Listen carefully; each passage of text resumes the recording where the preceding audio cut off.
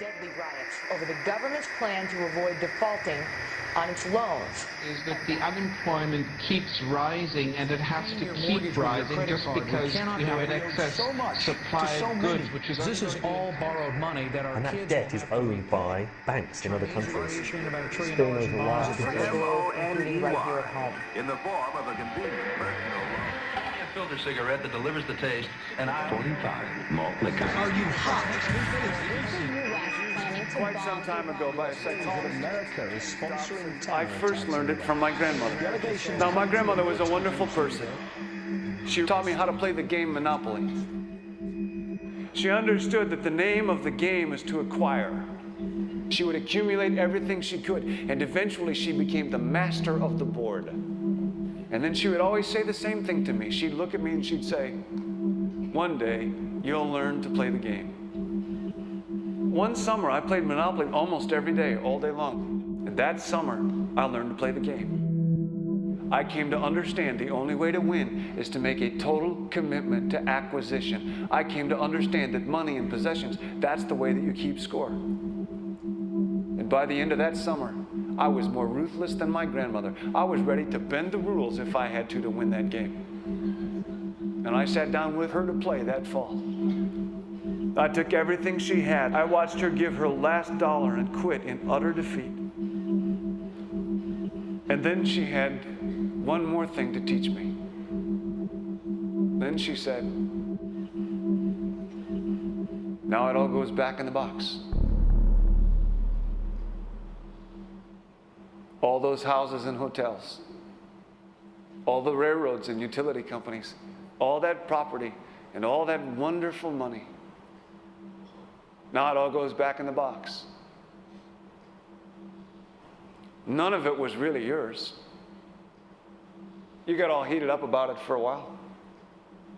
But it was around a long time before you sat down at the board. And it will be here after you're gone. Players come and players go. Houses and cars, titles and clothes, even your body.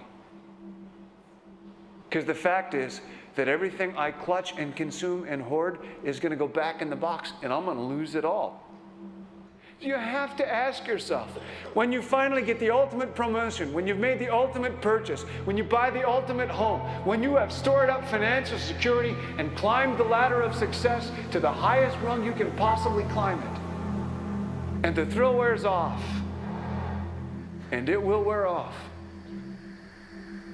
then what? How far do you have to walk down that road before you see where it leads? Surely you understand, it'll never be enough. So you have to ask yourself the question, what matters?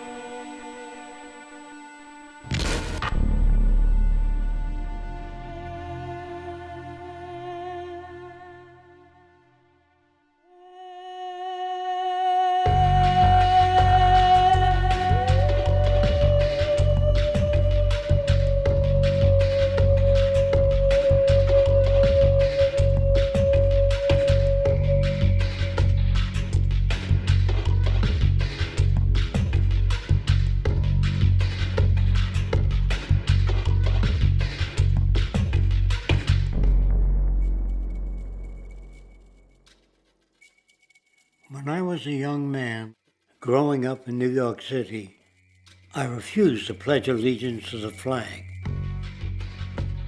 Of course, I was sent to the principal's office, and he asked me, "Why don't you want to pledge allegiance?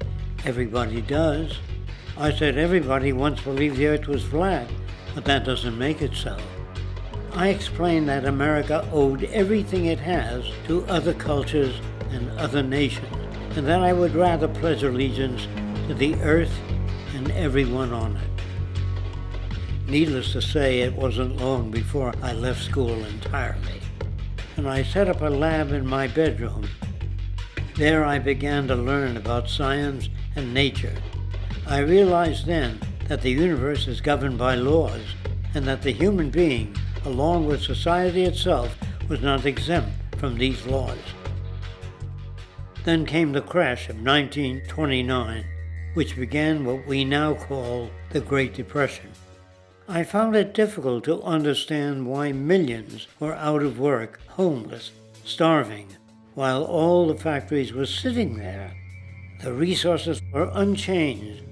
It was then that I realized that the rules of the economic game were inherently invalid. Shortly after came World War II, where various nations took turns systematically destroying each other. I later calculated that all the destruction and wasted resources spent on that war could have easily provided for every human need on the planet. Since that time, I have watched humanity set the stage for its own extinction.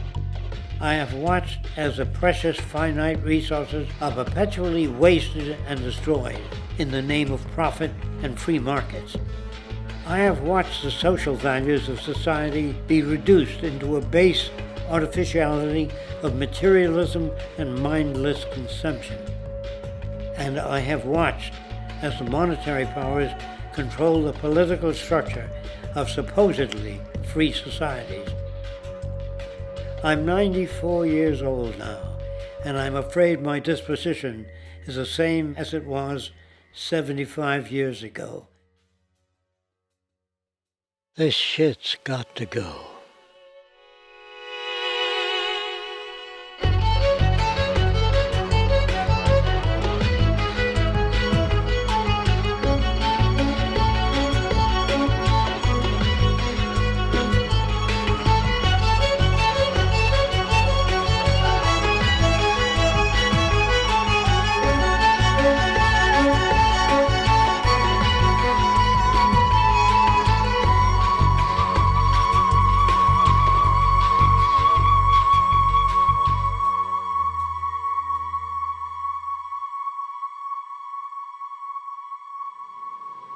So you're a scientist, and somewhere along the way, hammered into your head is the inevitable nature versus nurture, and that's at least up there with Coke versus Pepsi or Greeks versus Trojans. So nature versus nurture, this by now utterly oversimplifying view of where influences on how a cell deals with an energy crisis, up to what makes us who we are on the most individualistic levels of personality.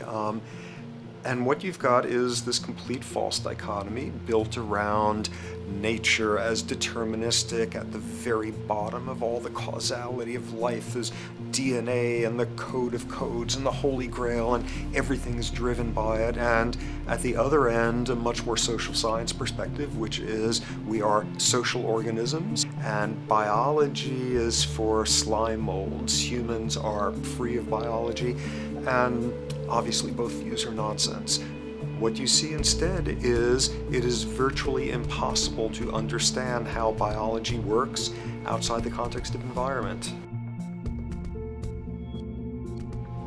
One of the most crazy-making yet widespread and potentially dangerous notions is, oh, that behavior is genetic.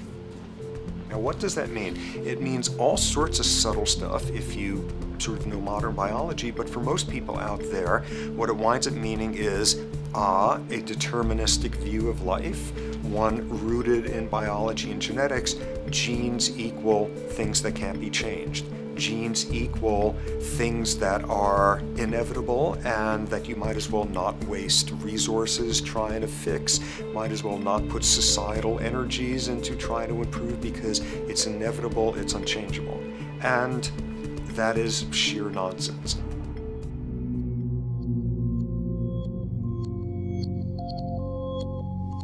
It is widely thought that conditions like ADHD are genetically programmed, conditions like schizophrenia are genetically programmed. The truth is the opposite. Nothing is genetically programmed. They're very rare diseases. I mean, a small handful, extremely sparsely represented in the population that are truly genetically determined. Most complex conditions might have a predisposition that is a genetic component, but a predisposition is not the same as a predetermination. The whole search for the source of diseases in the genome was doomed to failure before anybody even thought of it, because most diseases are not genetically predetermined. Heart disease, cancer, strokes, rheumatoid conditions, autoimmune conditions in general, mental health conditions, addictions, these are none of them genetically determined. Breast cancer, for example, out of 100 women with breast cancer, only 7 will carry the breast cancer genes. 93 do not. And out of 100 women who do have the genes, not all of them will get cancer.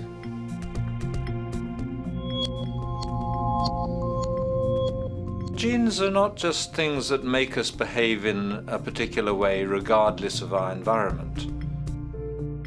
Genes give us different ways of responding to our environment. And in fact, it looks as if some of the early childhood influences of a kind of child rearing affects gene expression, actually turning on and off different genes to put you on a different developmental track, which may suit the kind of world you've got to deal with. So, for example, a study done in Montreal with suicide victims looked at autopsies of the brains of these people.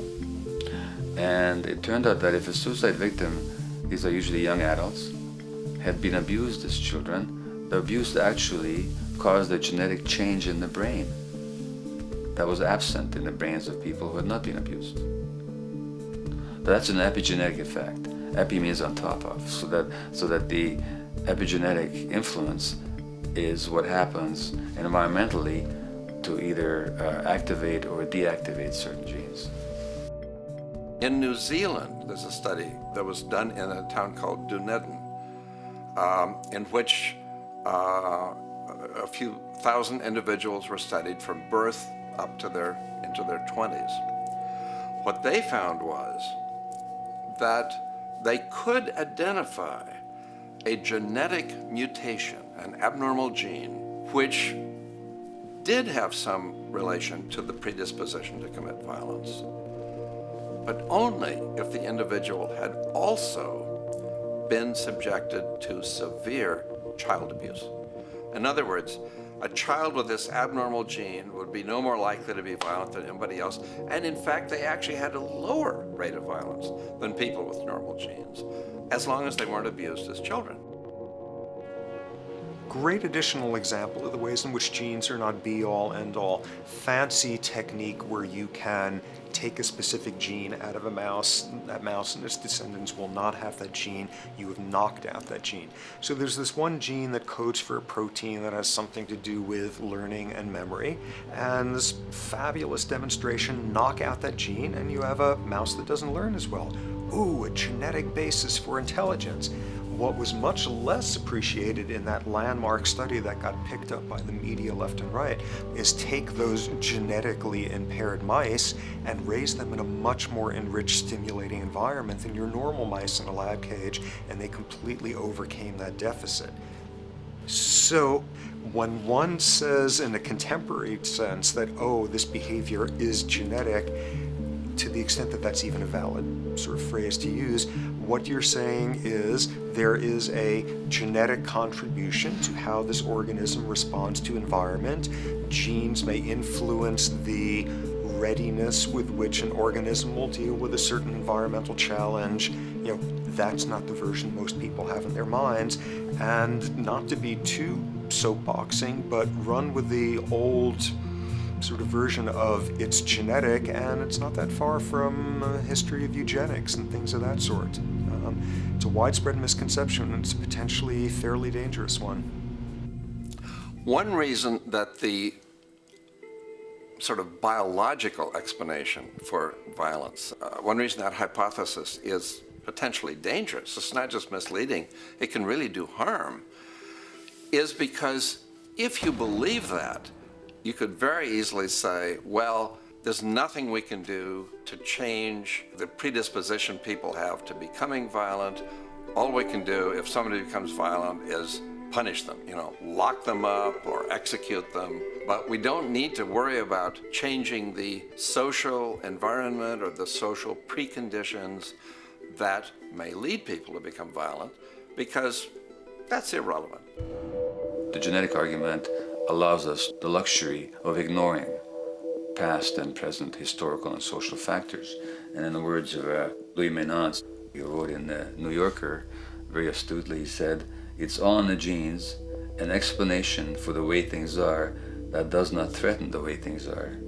Why should someone feel unhappy or engage in antisocial behavior when that person is living in the freest and most prosperous nation on earth? It can't be the system.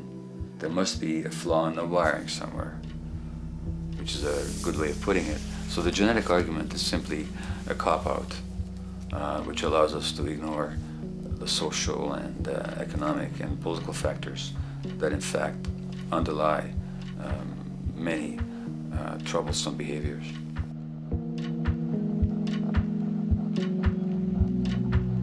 Addictions are usually considered to be a drug-related issue, but looking at it more broadly, I define addiction as any behavior that is associated with craving, with temporary relief, and with long-term negative consequences, along with an impairment of control over it, so that the person wishes to give it up or promises to do so, but can't follow through.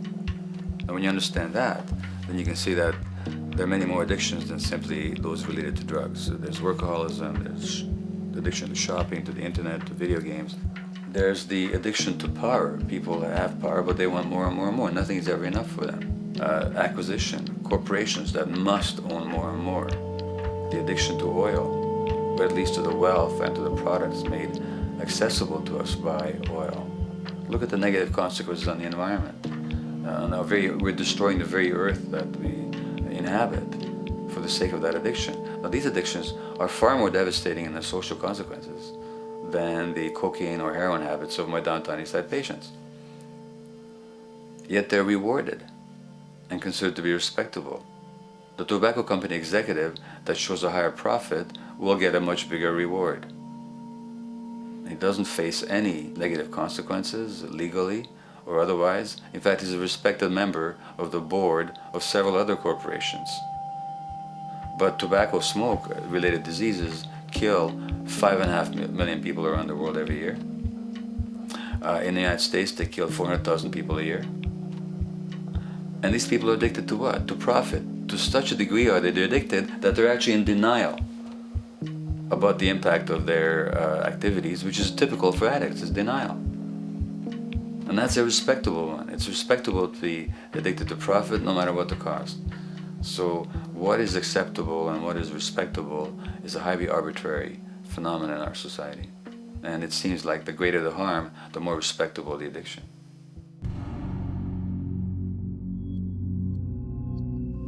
There's a general myth that drugs in themselves are addictive. In fact, the war on drugs is predicated on the idea that if you interdict the sources of drugs, you can deal with addiction that way.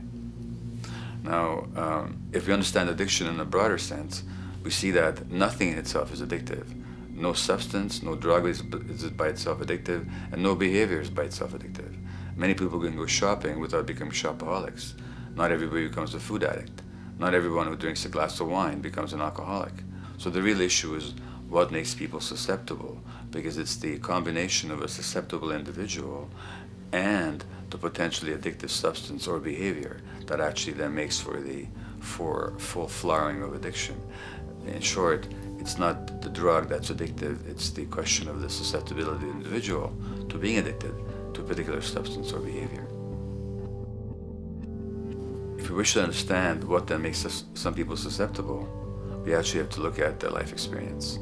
The old idea, although it's old, but it's still broadly held, that addictions are due to some genetic cause is simply scientifically untenable. What the case is actually is that certain life experiences make people susceptible. Life experiences that not only shape the person's personality and psychological needs, but also their very brains in certain ways. And that process begins in utero.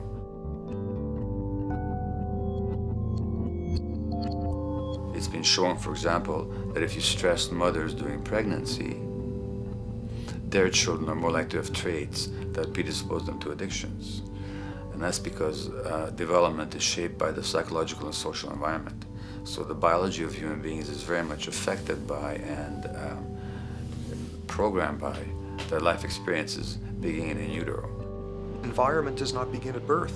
Environment begins as soon as you have an environment. As soon as you are a fetus, you are subject to whatever information is coming through mom's circulations, hormones, levels of nutrients.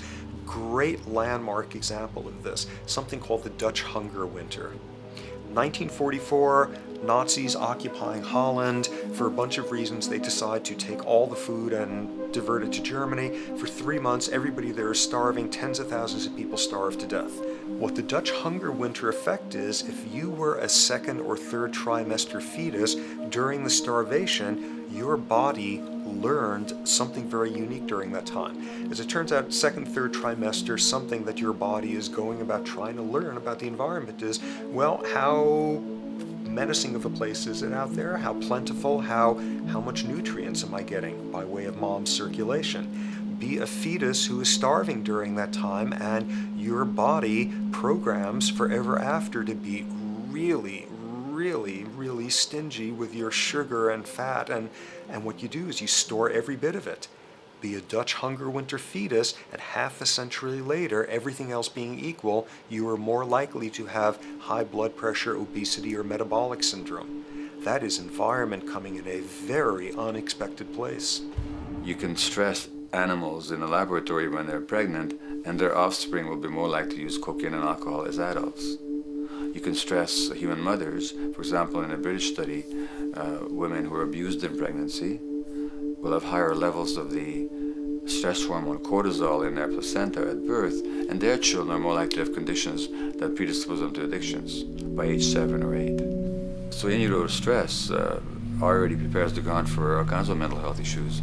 Israeli study done prior on children born to mothers who were pregnant prior to the onset of the 1967 war.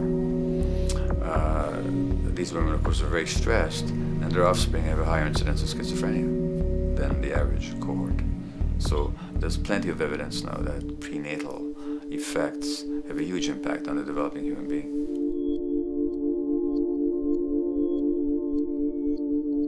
The point about human development, and specifically human brain development, is that it occurs mostly under the impact of the environment and mostly after birth.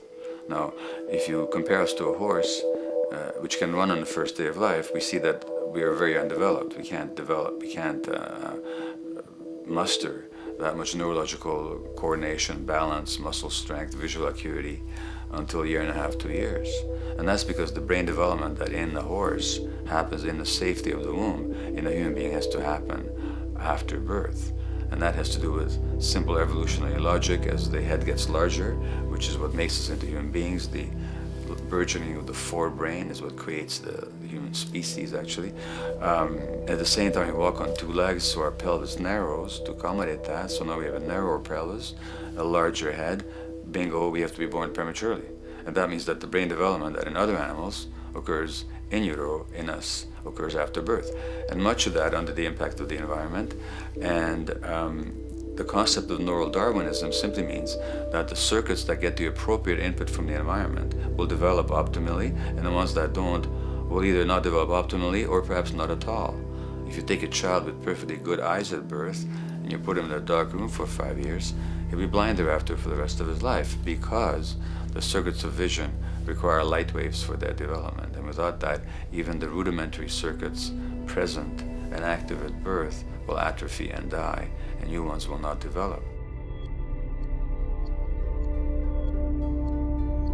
There's a significant way in which early experiences shape adult behavior, and even and especially early experiences for which there's no recall memory. It turns out that there are two kinds of memory. There is explicit memory, which is recall. This is when you can call back facts, details, episodes, circumstances. But the structure in the brain, which is called the hippocampus, which encodes recall memory, it doesn't even begin to develop fully until 1.5 years, and it's not fully developed till much later, which is why hardly anybody has any recall memory prior to 18 months. But there's another kind of memory, which is called implicit memory, which is in fact an emotional memory, where the emotional impact and the interpretation that the child makes of those emotional experiences is ingrained in the brain in the form of nerve circuits ready to fire without specific recall. So to give you a clear example, people who are adopted have a lifelong sense of rejection very often. They can't recall the adoption, they can't recall the separation from birth mother, because there's nothing there to recall with. But the emotional memory of separation and rejection is deeply embedded in their brains. Hence, they're much more likely to experience a sense of rejection and a great emotional upset when they perceive themselves as being rejected than other people. That's not unique to people who are adopted, but it's particularly strong in them because of this function of implicit memory. People who are addicted, given that they, according to all the research literature, certainly in my experience, the hardcore addicts virtually were all significantly abused as children or suffered severe emotional loss. Their emotional or implicit memories are those of a world that's not safe and not helpful, caregivers who are not to be trusted, and relationships that are not safe enough to open up to vulnerably. And hence their responses tend to be to keep themselves separate from really intimate relationships, not to trust caregivers, doctors and other people who are trying to help them, and generally see the world as an unsafe place. And that's strictly a function of implicit memory, which sometimes has to do with incidents they don't even recall.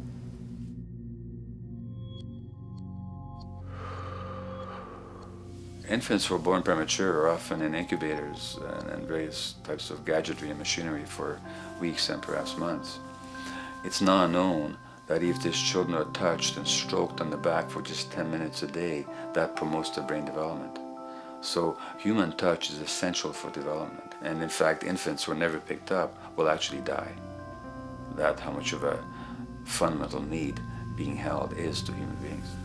In our society, there's an unfortunate tendency to tell parents not to pick up their kids, not to hold them, not to pick up babies who are crying for fear of spoiling them, or to encourage them to sleep through the night. You don't pick them up, which is just the opposite of what the child needs.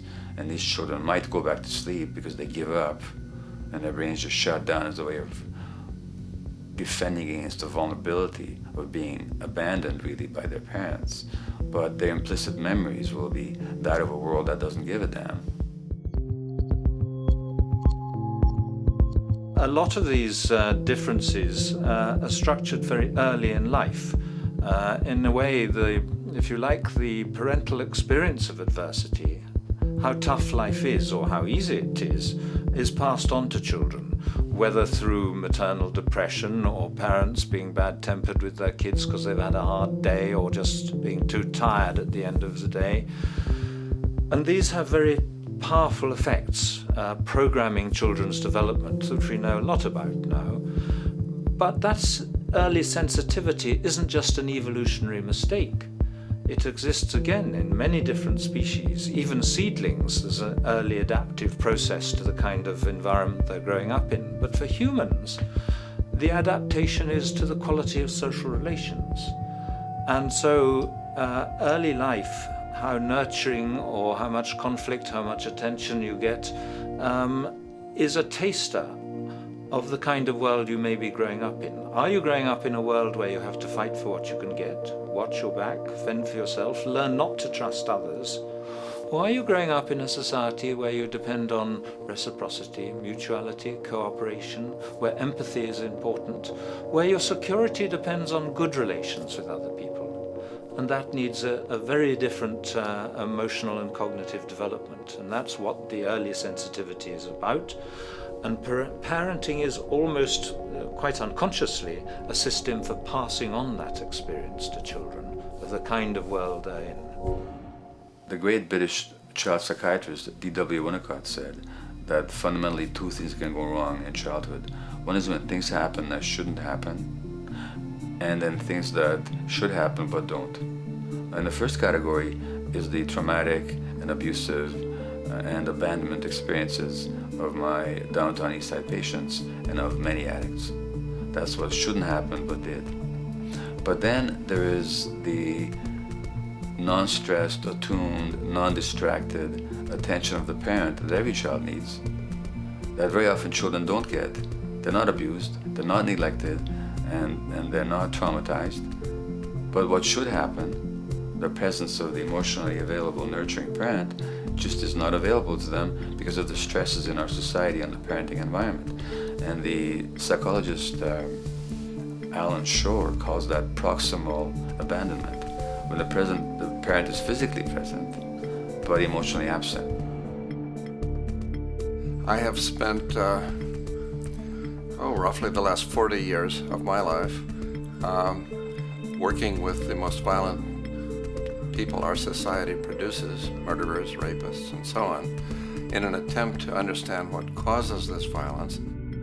I discovered that the most violent of the criminals in our prisons had themselves been victims of a degree of child abuse that was beyond the scale of what I ever thought of applying the term child abuse to. I had no idea of the depth of the depravity with which children in our society are all too often treated. The most violent people I saw were themselves the survivors of their own attempted murder, often at the hands of their parents or other people in their social environment, or were the survivors of family members who'd been killed, their closest family members, by other people. The Buddha argued that everything depends on everything else. He says the one contains the many and the many contains the one. That you can't understand anything in isolation from its environment. The leaf contains the sun, the sky, and the earth, obviously. This has not been shown to be true, of course, all around, and specifically when it comes to human development. The modern scientific term for it is the biopsychosocial nature of human development, which says that the biology of human beings depends very much on their interaction with the social and psychological environment. And specifically, the psychiatrist and researcher Daniel Siegel at University of California, Los Angeles, UCLA, has coined the phrase interpersonal neurobiology, which means to say that the way that our nervous system functions depends very much on our personal relationships. In the first place with the parenting caregivers, and in the second place with other important attachment figures in our lives, and in the third place with our entire culture. So that you can't separate the neurological functioning of a human being from the environment in which he or she grew up in and continues to exist in. And this is true throughout the life cycle. It's particularly true when you're dependent and helpless and your brain is developing, but it's true even in adults and even at the end of life. Human beings have lived in almost every kind of society, from the most egalitarian, hunting and gathering societies seem to have been very egalitarian, for instance, based on food sharing, gift exchange. Small bands of people living predominantly off of foraging, but a little bit of hunting.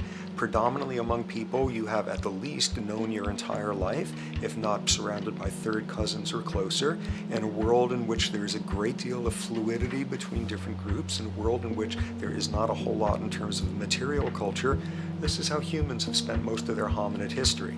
And no surprise, that makes for a very different world. One of the things you get as a result of that is far less violence.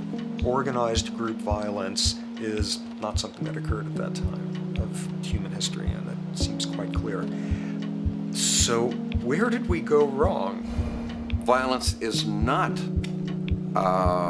universal. It's not symmetrically distributed throughout the human race. There is a huge variation in the amount of violence in different societies. There are some societies that have virtually no violence. There are others that destroy themselves. Some of the Anabaptist religious groups that are complete strict pacifists, like the Amish, the Mennonites, the Hutterites. Among some of these groups, the Hutterites, there are no recorded cases of homicide. During our major wars, like World War II, where people were being drafted, they would refuse to serve in the military. They would go to prison rather than serve in the military. In the kibbutzim in Israel, the level of violence is so low that the criminal courts there will often send violent offenders, people who've committed crimes, to live on the kibbutzim in order to learn how to live a nonviolent life, because that's the way people live there. So we are amply shaped by society. Our societies in the broader sense, including our theological, our metaphysical, our linguistic influences, etc., our societies help shape us as to whether or not we think life is basically about sin or about beauty, whether the afterlife will carry a price for how we live our lives or if it's irrelevant. In a broad sort of way, different large societies could be termed as individualistic or collectivist, and you get very different people and different mindsets, and I suspect different brains coming along with that. We in America are in one of the most individualistic of societies, and capitalism being a system that allows you to go higher and higher up a potential pyramid, and the deal is it comes with fewer and fewer safety nets. By definition, the more stratified a society is, the fewer people you have as peers, the fewer people with whom you have symmetrical, reciprocal relationships, and instead all you have are differing spots and endless hierarchies. And a world in which you have few reciprocal partners is a world with a lot less altruism.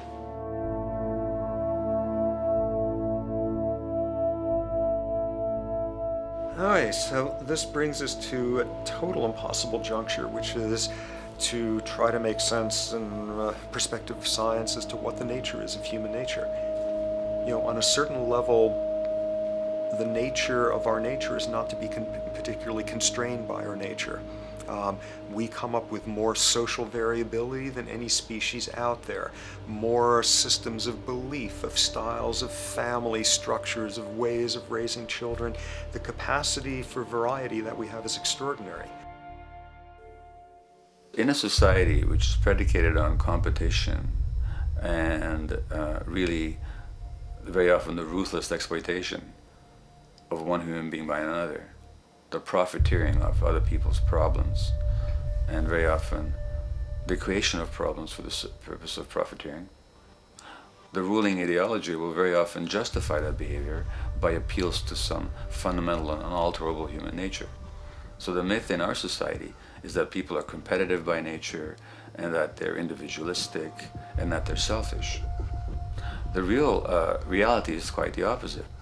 We have certain human needs. The only way that you can talk about human nature concretely is by recognizing that there's certain human needs. We have a human need for companionship and for close contact, to be loved, to be attached to be accepted, to be seen, to be received for who we are.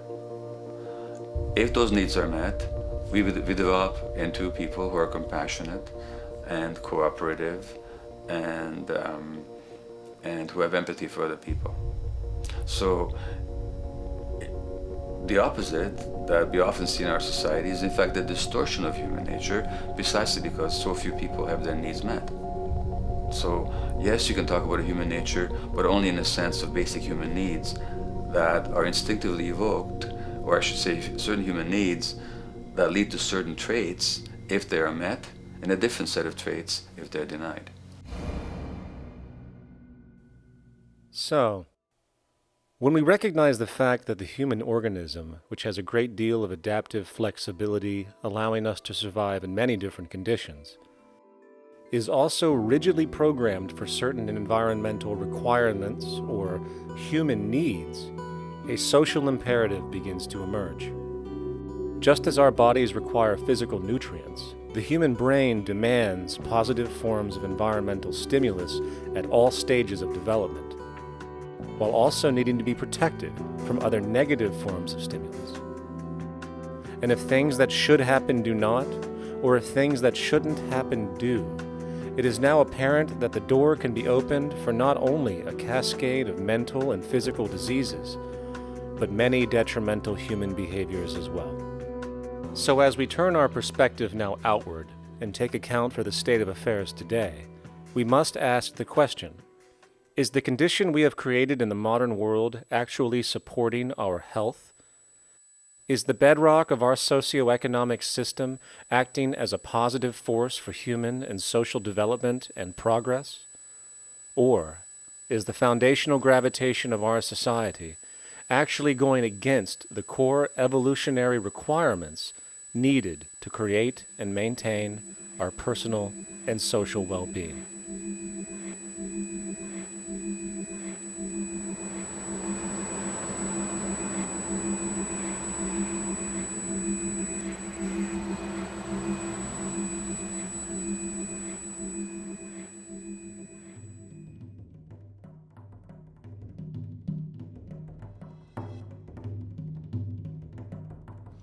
So one might ask, where did this all begin? What we have today, really a world in a state of cumulative collapse. You get it started with John Locke. And John Locke introduces property, and he has three provisos for just private right and property. And the three provisos are that there must be enough left over for others, and that you must not let it spoil, and that you, most of all, must mix your labor with it.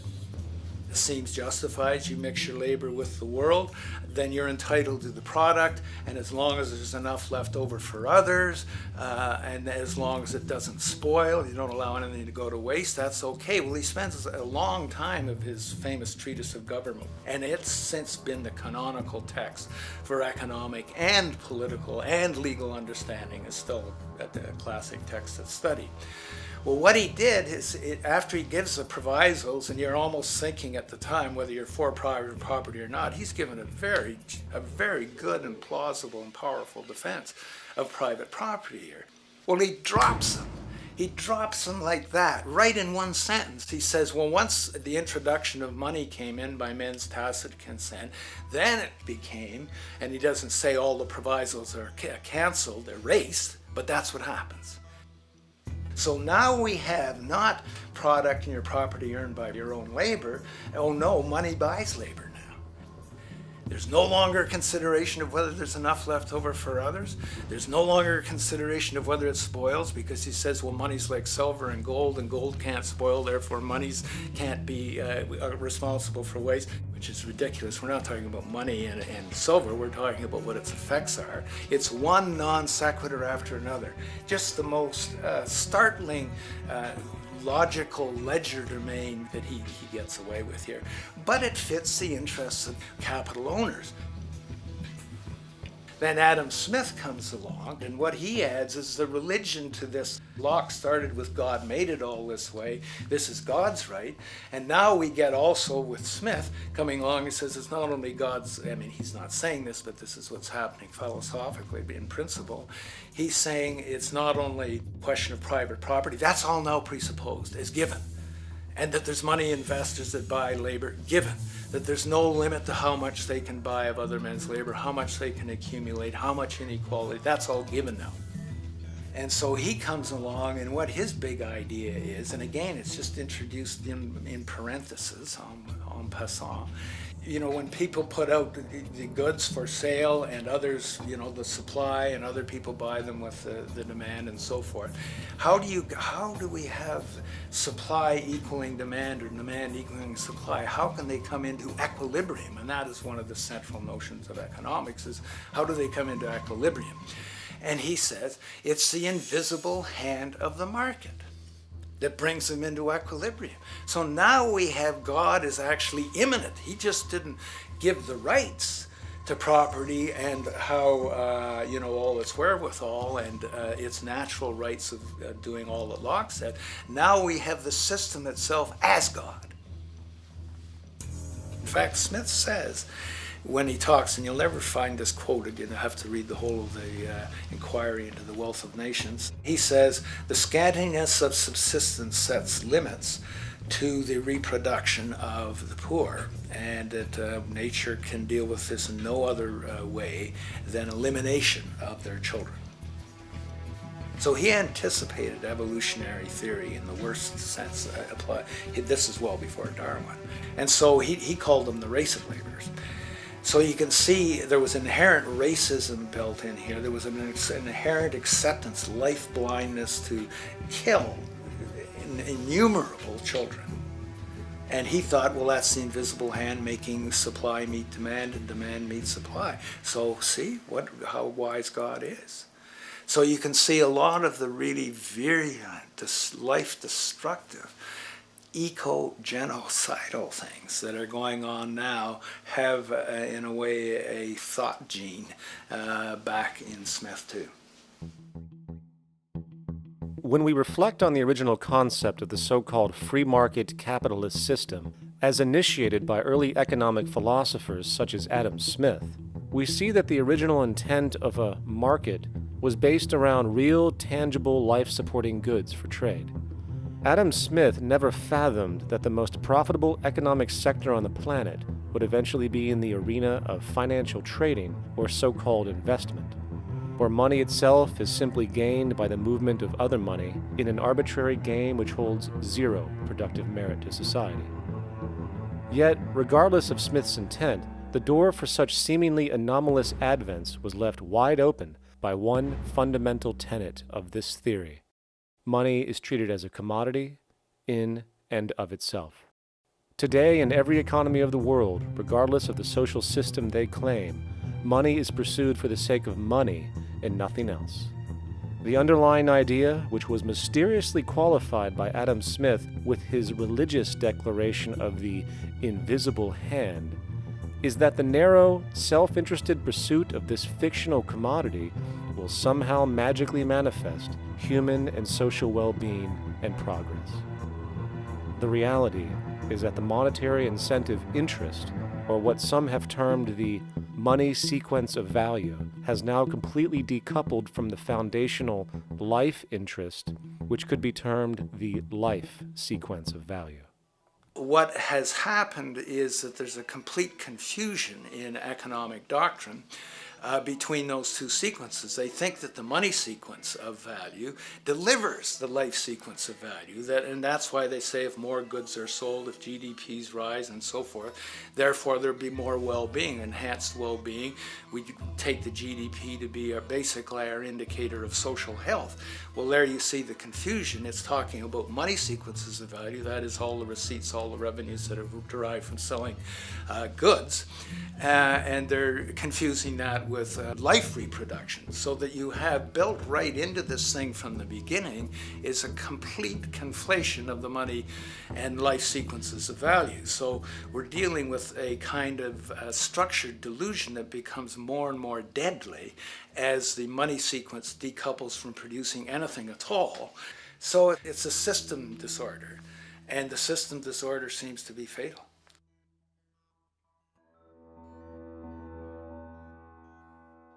In society today, you seldom hear anyone speak of the progress of their country or society in terms of their physical well-being, state of happiness, trust, or social stability.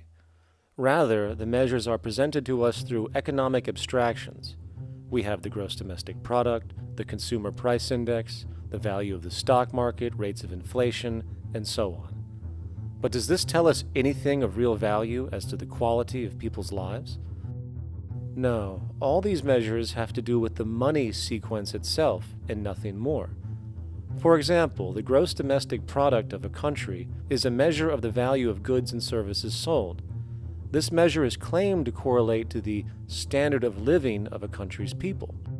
In the United States, healthcare accounted for over 17% of GDP in 2009, amounting to over $2.5 trillion spent, hence creating a positive effect on this economic measure. And based on this logic, it would be even better for the U.S. economy if healthcare services increased more so, perhaps to $3 trillion or $5 trillion, since that would create more growth, more jobs, and hence boasted by economists as a rise in their country's standard of living. But wait a minute, what do healthcare services actually represent? Well, sick and dying people. That's right, the more unhealthy people there are in America, the better the economy. Now, that is not an exaggeration or a cynical perspective. In fact, if we step back far enough, you will realize that the GDP not only doesn't reflect real public or social health on any tangible level, it is, in fact, mostly a measure of industrial inefficiency and social degradation. And the more you see it rise, the worse things are becoming with respect to personal, social, and environmental integrity. You have to create problems to create profit. There is no profit under the current paradigm in saving lives, putting balance on this planet, having justice and peace or anything else. There's just no profit there. There's an old saying, pass a law, create a business, whether you're creating a business for a lawyer or whatever. So, crime does create business, just like destruction creates business in Haiti. We have now roughly 2 million people incarcerated in this country, and of those, many of them are in prisons run by private corporations, Corrections Corporation of America, Wackenhut, who trade their stock on Wall Street based upon how many people are in jail. Now that's sickness, but that is a reflection of what this economic paradigm calls for. So what exactly does this economic paradigm call for? What is it that keeps our economic system going? Consumption. Or more accurately, cyclical consumption. When we break down the foundation of classic market economics, we are left with a pattern of monetary exchange that simply cannot be allowed to stop or even substantially slowed, if the society as we know it is to remain operational. There are three main actors on the economic stage: the employee, the employer, and the consumer. The employee sells labor to the employer for income. The employer sells its production services and hence goods to the consumer for income. And the consumer, of course, is simply another role of the employer and employee, spending back into the system to enable the cyclical consumption to continue. In other words, the global market system is based on the assumption that there will always be enough product demand in society to move enough money around at a rate which can keep the consumption process going. And the faster the rate of consumption, the more so-called economic growth is assumed, and so the machine goes. But hold on, I thought an economy was meant to, economize? Doesn't the very term have to do with preservation and efficiency and a reduction of waste? So how does our system, which demands consumption and the more the better, efficiently preserve or economize at all? Well, it doesn't. The intent of the market system is, in fact, the exact opposite of what a real economy is supposed to do, which is efficiently and conservatively orient the materials for production and distribution of life-supporting goods. We live on a finite planet with finite resources, where, for example, the oil we utilize took millions of years to develop, where the minerals we use took billions of years to develop. So, having a system that deliberately promotes the acceleration of consumption for the sake of so-called economic growth is pure ecocidal insanity. Absence of waste, that's what efficiency is. Absence of waste. This system is more wasteful than all the other existing systems in the history of the planet. Every level of life organization and life system is in a state of crisis and challenge and decay or collapse. No peer-reviewed journal in the last 30 years will tell you anything different.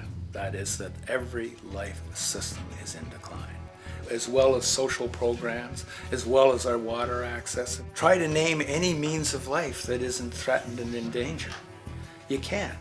There really isn't one, and that's very, very despairing. But we haven't even figured out the causal mechanism. We don't want to face the causal mechanism. We just want to go on, that's what insanity is, where you keep doing the same thing over and over again, though it clearly doesn't work.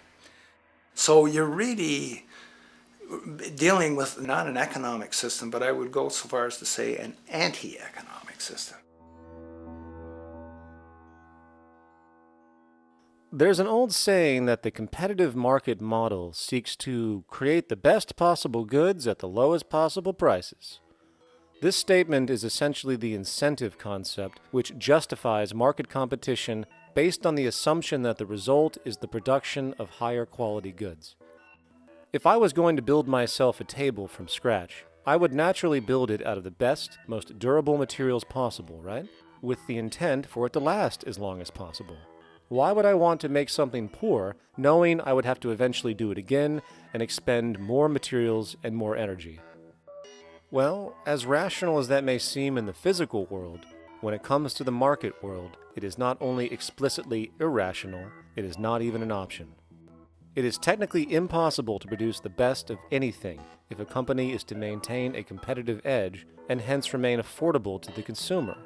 Literally everything created and set for sale in the global economy is immediately inferior the moment it is produced, for it is a mathematical impossibility to make the most scientifically advanced, efficient, and strategically sustainable products.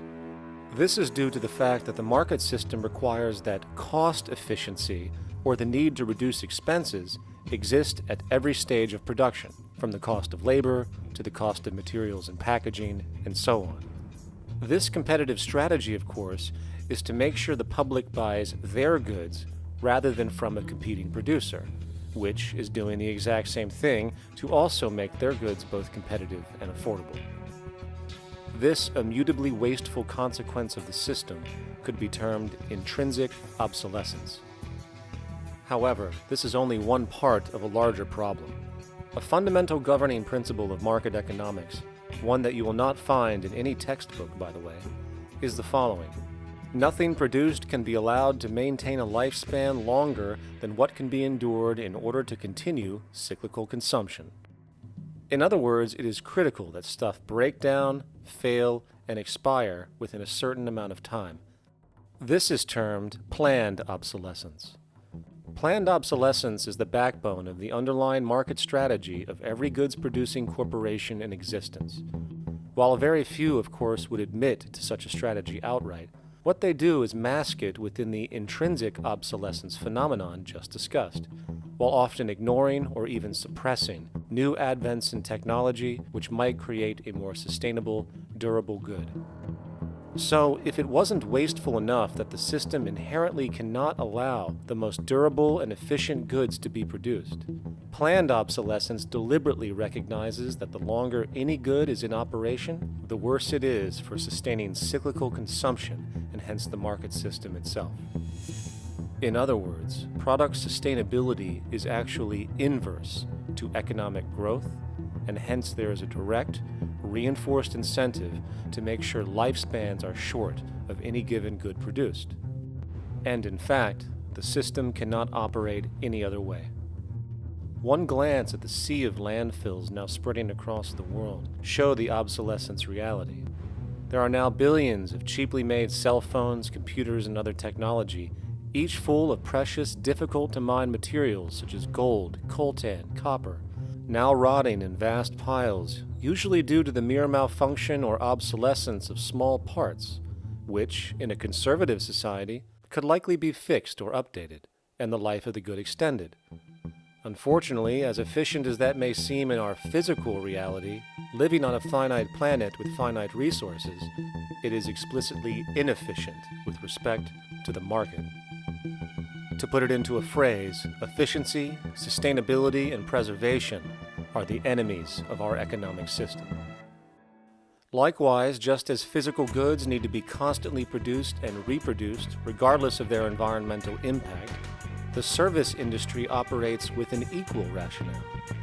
The fact is, there is no monetary benefit to resolving any problems which are currently being serviced. At the end of the day, the last thing the medical establishment really wants is the curing of diseases such as cancer, which would eliminate countless jobs and trillions in revenue. And since we're on the subject, crime and terrorism in this system are good. Well, at least economically, for it is employing police, generating high-value commodities for security, not to mention the value of prisons that are privately owned for profit. And how about war? The war industry in America is a huge driver of GDP, one of the most profitable industries, producing weapons of death and destruction. The favorite game of this industry is to blow things up and then go and rebuild them for profit.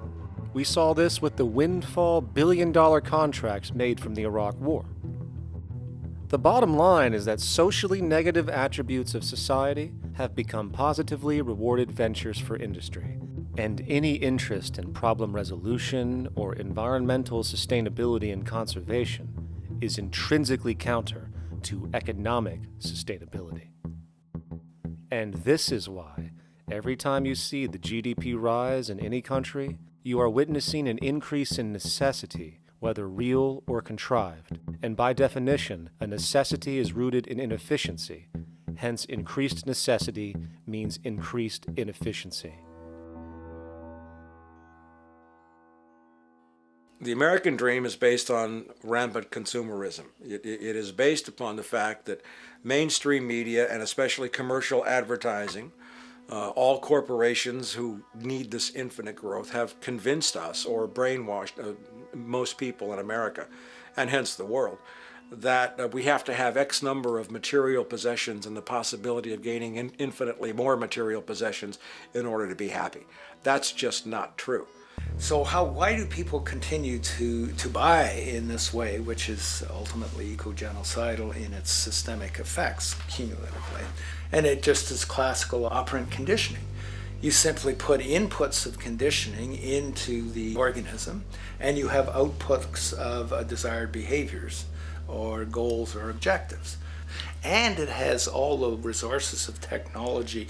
And they boast about how they get into the minds of infants. What they hear is already making them conditioned to the brand. Then you see, well, that's how people have been such fools. In a way, they've been taught to be fools. It's a value system disorder. You know, if there is any testament to the plasticity of the human mind, if there is any proof to how malleable human thought is and how easily conditioned and guided people can become based on the nature of their environmental stimulus and what it reinforces, the world of commercial advertising is the proof.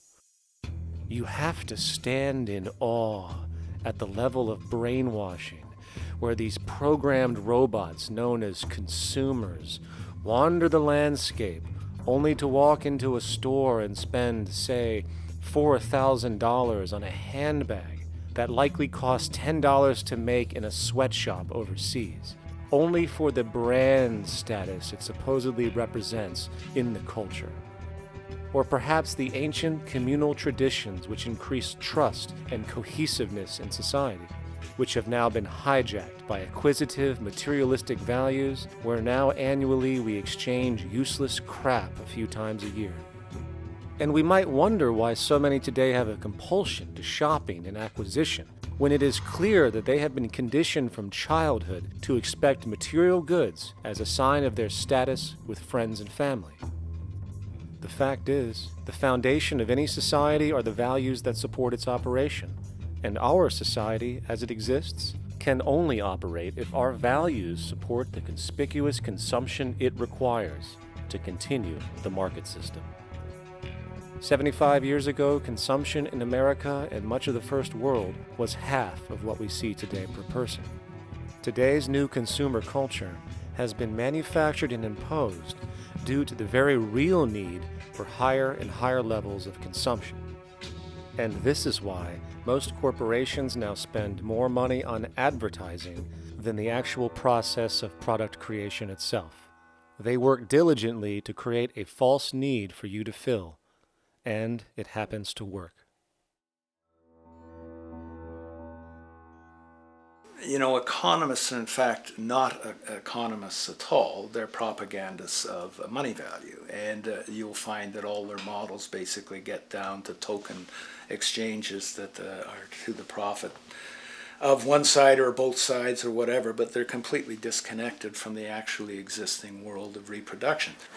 In Ohio, an old man failed to pay his electric bill. You may be familiar with the case. And the electric company turned off the electricity and he died. The reason they turned it off was because it wouldn't have been profitable for them to keep it on because he didn't pay his bill. Do you believe that was right? The responsibility really lies not on the electric company for turning it off, but on those of this man's neighbors and friends and associates who are not charitable enough to enable him as an individual to meet the electric bill. Did I hear that right?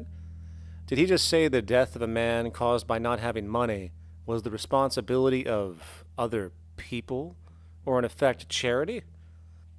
Well then, I guess we're going to need a whole lot of infomercials, little miserable coin slot donations for bodega counters, and a bunch of pickle jars for the billion people now starving to death on this planet because of the very system Milton Friedman promotes. Whether you are dealing with the philosophies of Milton Friedman, F.A. Hayek, John Maynard Keynes, Ludwig von Mises, or any other major market economist, the basis of rationale rarely leaves the money sequence. It is like a religion. Consumption analysis, stabilization policies, deficit spending, aggregate demand. It exists as a never-ending, self-referring, self-rationalizing circle of discourse where universal human need, natural resources, or any form of physical life-supporting efficiency is ruled out by default and replaced by the singular notion that humans seeking advantage over each other for money alone, motivated by their own narrow self-interest, will magically create a sustainable, healthy, balanced society. There is no life coordinate in this whole theory, this whole doctrine. What are they doing? What are they doing? What they're doing is tracking money sequences. That's all it is tracking money sequences, presupposing everything that matters. One, that there's no life coordinates. Wow, no life coordinates. Two, that all the agents are self-maximizing preference seekers. That is, they think of nothing other than themselves and what they can get most for themselves. That's the notion, that's the ruling notion of rationality. Self-maximizing choice. And the only thing that they're interested in self-maximizing is money or commodities. Well, where does social relations come in? It doesn't, except in the exchange to self-maximize. Where do our natural resources come in? They don't, except to exploit. Where does the family come in as being able to survive? It doesn't. They have to have money in order to purchase any good. Well, shouldn't an economy deal somewhere with human need? Isn't that what the fundamental issue is, to satisfy human needs? Oh, need isn't even in your lexicon. You dissolve it into wants. And what is a want? That means money demand that wants to buy. Well, if it's money demand that wants to buy, it's got nothing to do with need, because it may be the person has no money demand and desperately needs, say, water supply. Or it may be money demand wants a gold toilet seat. Well, where does it all go? To the gold toilet seat. And you call this economics? Like, it's really, when one thinks of it, it's got to be the most bizarre delusion in the history of human thought. Now, so far we have focused on the market system, but this system is actually only one half of the global economic paradigm. The other half is the monetary system. While the market system deals with the interaction of people gaming for profit across the spectrum of labor, production, and distribution, the monetary system is an underlying set of policies set by financial institutions which create conditions for the market system, among other things. It includes terms we often hear, such as interest rates, loans, debt, the money supply, inflation, etc. And while you might want to pull your hair out listening to the gibberish coming from the monetary economists, modest preemptive actions can obviate the need of more drastic actions at a later date. The nature and effect of this system is actually quite simple. Our economy has, or the global economy has, three basic things that govern it. One is fractional reserve banking, banks printing money out of nothing.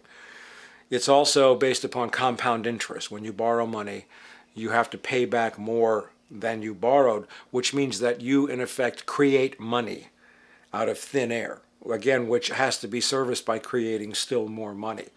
We live in an infinite growth paradigm. The economic paradigm we live in now is a Ponzi scheme. It's nothing grows forever. It's not possible. As a great psychologist James Hillman wrote, the only thing that grows in a human body after a certain age is cancer. It's not just the amount of money that has to keep growing, it's the amount of consumers. Consumers to borrow money at interest to generate more money, and obviously that's not possible on a finite planet. People are basically vehicles to just create money, which must create more money to keep the whole thing from falling apart, which is what's happening right now. There are really only two things anyone needs to know about the monetary system. 1. All money is created out of debt. Money is monetized debt, whether it materialized from treasury bonds, home loan contracts, or credit cards. In other words, if all outstanding debt was to be repaid right now, there would not be $1 in circulation. And 2, interest is charged on virtually all loans made, and the money needed to pay back this interest does not exist in the money supply outright. Only the principal is created by the loans, and the principal is the money supply. So, if all this debt was to be repaid right now, not only would there not be $1 left in circulation, there would also be a gigantic amount of money owed that is literally impossible to pay back, for it does not exist. The consequence of all of this is that two things are inevitable: inflation and bankruptcy. As far as inflation, this can be seen as an historical trend in virtually every country today, and easily tied to its cause, which is the perpetual increase of the money supply, which is required to cover the interest charges and keep the system going. As far as bankruptcy, it comes in the form of debt collapse. This collapse will inevitably occur with a person, a business, or a country, and typically happens when the interest payments are no longer possible to make. But there is a bright side to all of this. Well, at least in terms of the market system, because debt creates pressure. Debt creates wage slaves. A person in debt is much more likely to take a low wage than a person who isn't, hence becoming a cheap commodity.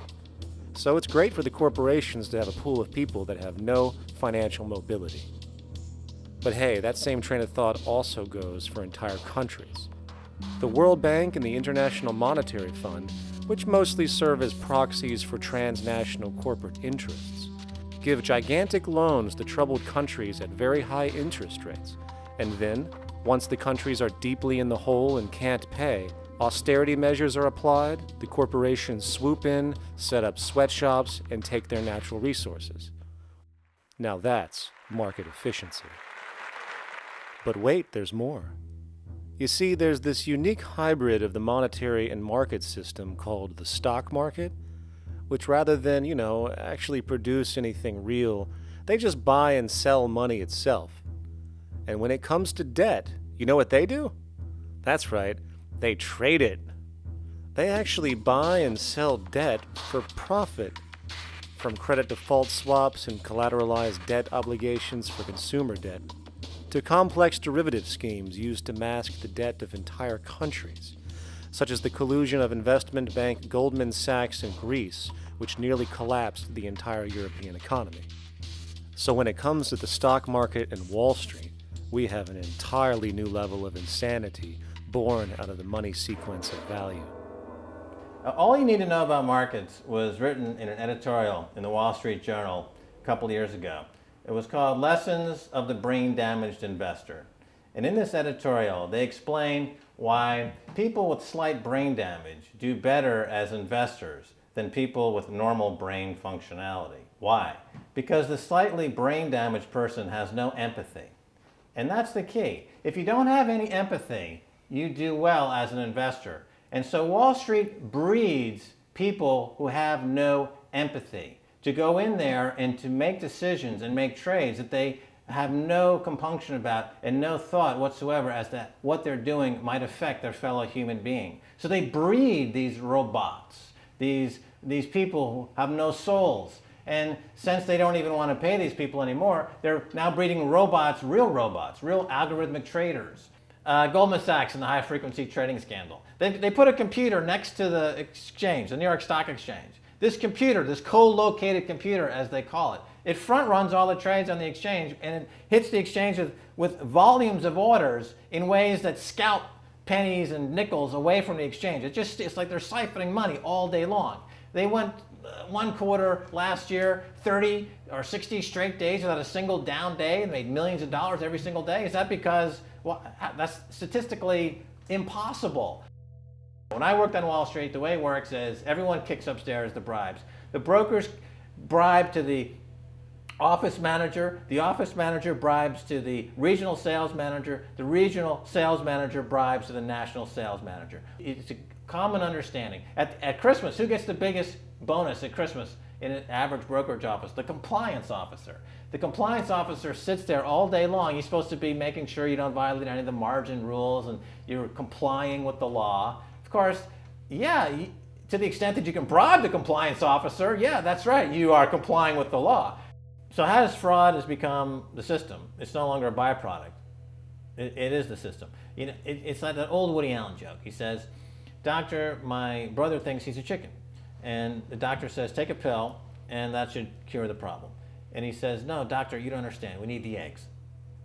Okay? So the trading of fraudulent claims back and forth between banks to generate fees, to generate bonuses, has become the GDP producing growth engine of the United States economy, even though they're essentially trading fraudulent claims that there's absolutely no hope of ever paying back. They're processing and generating and resecuritizing nothing. If I write $20 billion on a cocktail napkin and I sell it to JP Morgan, while JP Morgan writes $20 billion on a cocktail napkin, and we swap those two cocktail napkins at a bar, and we each pay ourselves 1/4% in a fee, we make a lot of money for our Christmas bonus. We each have on our books a $20 billion cocktail napkin, which has no real value until such time as the system is no longer able to absorb bogus cocktail napkins, in which case we go to the government to get bailed out. And because of Wall Street and the global stock market, there are now conservatively about $700 trillion of outstanding fraudulent claims known as derivatives, still waiting to collapse, a value amounting to over 10 times the gross domestic product of the entire planet. And while we have seen the bailouts of corporations and banks by governments, which of course comedically borrow their money from banks to begin with, we are now seeing attempts to bail out whole countries by conglomerates of other countries through the international banks. But how do you bail out a planet? There is no country out there that isn't now saturated in debt. The cascade of sovereign debt defaults we have seen can only be the beginning when the math is taken into account. It has been estimated in the United States alone that income tax would need to be raised to 65% per person just to cover the interest in the near future. Economists are now foreshadowing that within a few decades, 60% of the countries on the planet will be bankrupt.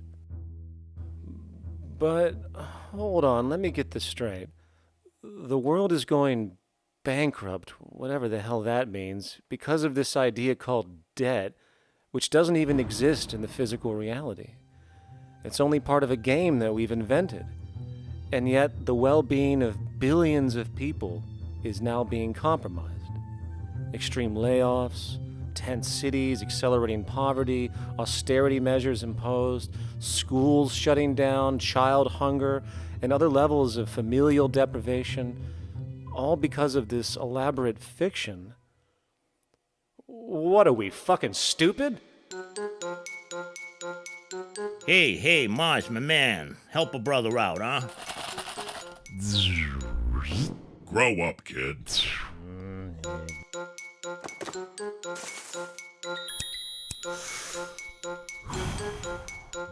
Saturn, what's up, man? You remember that smoking nebula I hooked you up with a while back? Listen, Earth, we're getting really tired of you. You've been given everything, and yet you waste it all. You got plenty of resources, and you know it. Why don't you grow up and learn some responsibility, for Christ's sake?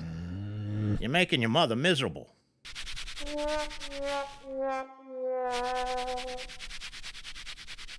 You're on your own, pal. Yeah, whatever.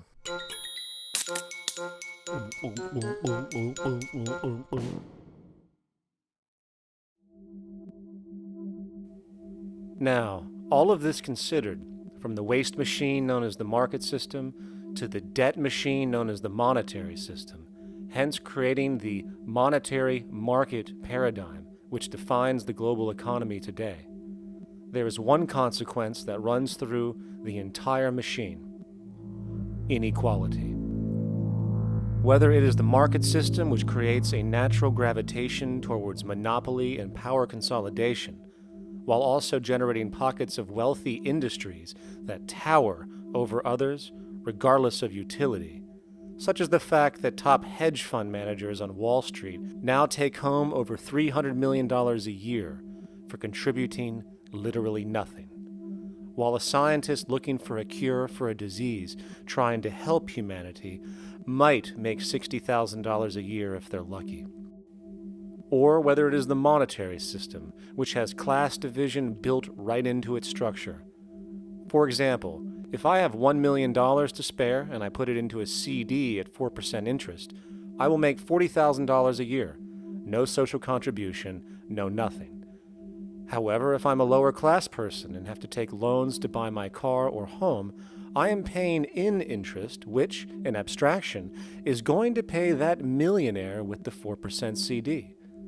This stealing from the poor to pay the rich is a foundational, built-in aspect of the monetary system, and it could be labeled structural classism. Of course, historically, social stratification has always been deemed unfair, but obviously accepted overall as now 1% of the population owns 40% of the planet's wealth. But, material fairness aside, there is something else going on underneath the surface of inequality, causing an incredible deterioration in public health as a whole. Well, I think people are often puzzled by the contrast between the material success of our societies, unprecedented levels of wealth, and the many social failings. I mean, you know, if you look at the rates of drug abuse or violence or self-harm amongst kids or mental illness, there's clearly something going deeply wrong with our societies. What the data that I've been describing does is simply shows that intuition that people have had for hundreds of years, that inequality is divisive and socially corrosive, that intuition is truer than I think we ever imagined. There are very powerful psychological and social effects of inequality, more to do, I suppose, with feelings of superiority and inferiority, that kind of division, and maybe going with the sort of respect, disrespect, people feeling looked down on at the bottom, which, by the way, is why violence is more common in more unequal societies. It's the trigger to violence is so often people feeling looked down on and disrespected. If there is one principle I can emphasize that is the most important principle underlying the prevention of violence, it would be equality. The single most significant factor that affects the rate of violence is the degree of equality versus the degree of inequality in that society. So what one's looking at is a sort of general social dysfunction. It's not just one or two things that go wrong as inequality increases. It seems to be everything, whether we're talking about crime or health or mental illness or whatever. One of the really disturbing findings out in public health there is never ever make the mistake of being poor. or being born poor, your health pays for it in endless sorts of ways, something known as the health socioeconomic gradient. As you move down from the highest strata in society in terms of socioeconomic status, every step down, health gets worse for umpteen different diseases. Life expectancy gets worse, infant mortality rate, everything you could look at. So a huge issue has been, why is it that this gradient exists? Totally simple, obvious answer, which is if you are chronically sick, you're not going to be very productive, so health causes drive socioeconomic differences. Not that in the slightest. On the very simple level that you could look at socioeconomic status of a 10-year-old, and that's going to predict something about their health decades later. So that's the direction of causality. Next one, what's it about? Oh, it's perfectly obvious. Poor people can't afford to go to the doctor. It's healthcare access. It's got nothing to do with that, because you see these same gradients in countries with universal healthcare, socialized medicine. Okay, next simple explanation. Oh, on the average, the poorer you are, the more likely you are to smoke, to drink, to all sorts of lifestyle risk factor stuff. Yeah, those contribute, but careful studies have shown that explains maybe about a third of the variability. So what's left? And what's left is having a ton to do with the stress of poverty. So the poorer you are, starting off being, the person who's $1 income behind Bill Gates, the poorer you are in this country, on the average, the worse your health is. This tells us something really important. The health connection with poverty, it's not about being poor, it's about feeling poor. Increasingly, we recognize that chronic stress is an important influence on health, but the most important sources of stress are the quality of social relations. And if there is anything that lowers the quality of social relations, it is the socioeconomic stratification of society. What science has now shown is that regardless of material wealth, the stress of simply living in a stratified society leads to a vast spectrum of public health problems. And the greater the inequality, the worse they become. Life expectancy, longer in more equal countries. Drug abuse, less in more equal countries. Mental illness, less in more equal countries. Social capital, meaning the ability of people to trust each other, naturally greater in more equal countries. Educational scores, higher in more equal countries. Homicide rates, less in more equal countries. Crime and rates of imprisonment, less in more equal countries. It goes on and on. Infant mortality, obesity, teen birth rate, less in more equal countries. And perhaps most interesting, innovation, greater in more equal countries, which challenges the age-old notion that a competitive, stratified society is somehow more creative and inventive. Moreover, a study done in the UK called the Whitehall Study confirmed that there is a social distribution of disease as you go from the top of the socioeconomic ladder to the bottom. For example, it was found that the lowest rungs of the hierarchy had a 4-fold increase of heart disease-based mortality compared to the highest rungs. And this pattern exists irrespective of access to health care. Hence, the worse a person's relative financial status, the worse their health is going to be on average. This phenomenon is rooted in what could be termed psychosocial stress, and it is at the foundation of the greatest social distortions plaguing our society today. Its cause, the monetary market system.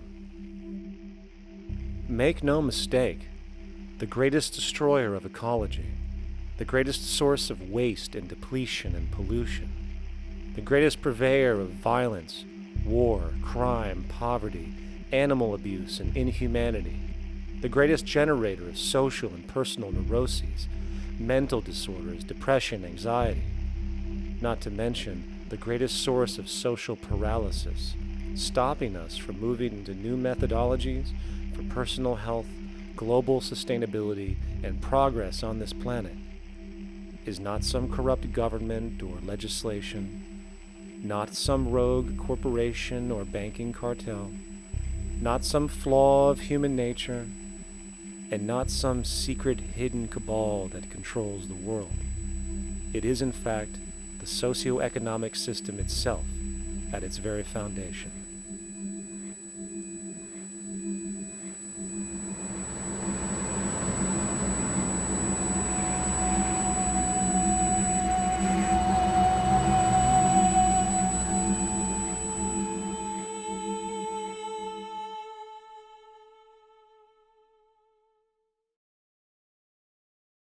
Let's imagine for a moment we had the option to redesign human civilization from the ground up. What if, hypothetically speaking, we discovered an exact replica of the planet Earth, and the only difference between this new planet and our current one is that human evolution had not occurred. It was an open palette. No countries, no cities, no pollution, no Republicans, just a pristine, open environment. So, what would we do? Well, first we need a goal, right? And it's safe to say that goal would be to survive. And not to just survive, but to do so in an optimized, healthy, prosperous way. Most people indeed desire to live, and they would prefer to do so without suffering. Therefore, the basis of this civilization needs to be as supportive and hence sustainable for human life as possible, taking into account the material needs of all the world's people, while trying to remove anything that could hurt us in the long run.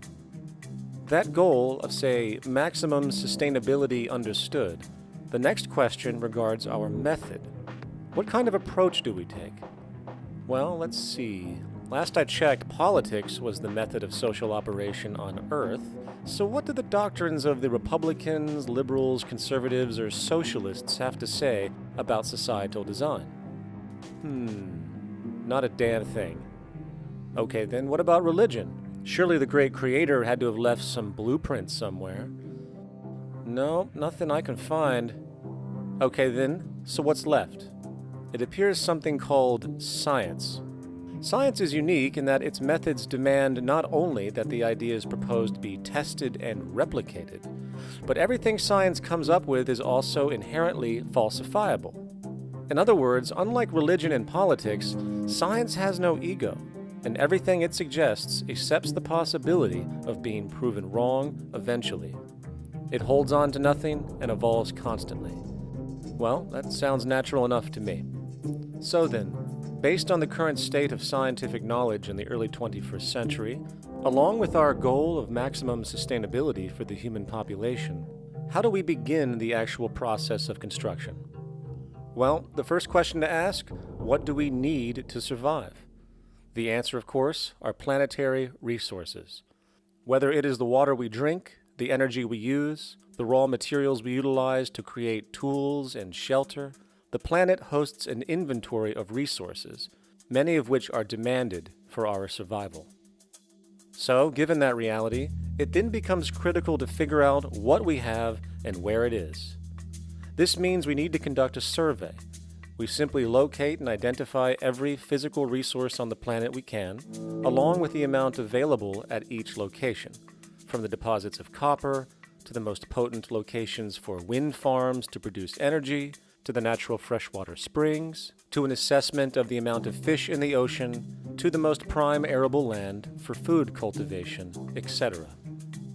But since we humans are going to be consuming these resources over time, we then realize that not only do we need to locate and identify, we also need to track. We need to make sure we don't run out of any of this stuff. That would be bad. And this means not only tracking our rates of use, but the rates of earthly regeneration as well, such as how long it takes for, say, a tree to grow or a spring to replenish. This is called dynamic equilibrium. In other words, if we use up trees faster than they can be grown back, we have a serious problem, for it is unsustainable. So then, how do we track this inventory, especially when we recognize that all of this stuff is scattered everywhere? We have large mineral mines in what we call Africa, energy concentrations in the Middle East, huge tidal power possibilities on the Atlantic coast of North America, the largest supply of freshwater in Brazil, etc. Well, once again, good old science has a suggestion. It's called systems theory. Systems theory recognizes that the fabric of the natural world, from human biology to the earthly biosphere to the gravitational pull of the solar system itself, is one huge, synergistically connected system, fully interlinked.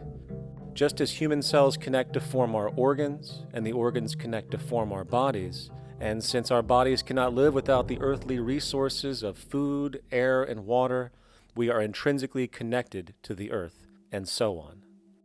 So, as nature suggests, we take all of this inventory and tracking data and create a system to manage it. A global resource management system, in fact, to account for every relevant resource on the planet. There is simply no logical alternative if our goal as a species is survival in the long run. We have to keep track as a whole. That understood, we can now consider production. How do we use all this stuff? What will our process of production be, and what do we need to consider to make sure it is as optimized as possible to maximize our sustainability? Well, the first thing that jumps right out at us is the fact that we need to constantly try and preserve. The planet's resources are essentially finite, so it is important that we be strategic. Strategic preservation is key. The second thing we recognize is that some resources are really not as good as others in their performance. In fact, some of this stuff, when put into use, has a terrible effect on the environment, which invariably hinders our own health. For example, oil and fossil fuels, no matter how you cut it, release some pretty destructive agents into the environment. Therefore, it is critical we do our best to use such things only when we really have to, if at all. Fortunately for us, we see a ton of solar, wind, tidal, wave, heat differential, and geothermal possibilities for energy production, so we can strategize objectively about what we use and where to avoid what could be called negative retroactions, or anything that results from production or use that damages the environment and hence ourselves. We will call this strategic safety to couple in with our strategic preservation. But production strategies do not stop there. We are going to need an efficiency strategy for the actual mechanics of production itself. And what we find is that there are roughly 3 specific protocols we must adhere to. 1. Every good we produce must be designed to last as long as possible. Naturally, the more things break down, the more resources we are going to need to replace them, and the more waste produced. 2. When things do break down or are no longer usable for whatever reason, it is critical that we harvest or recycle as much as we possibly can. So the production design must take this into account directly at the very earliest stages. 3. Quickly evolving technologies, such as electronics, which are subject to the fastest rates of technological obsolescence, would need to be designed to foreshadow and accommodate physical updates. The last thing we want to do is throw away an entire computer system just because it has only one broken part or is outdated. So we simply design the components to be easily updated, part by part, standardized and universally interchangeable, foreshadowed by the current trend of technological change.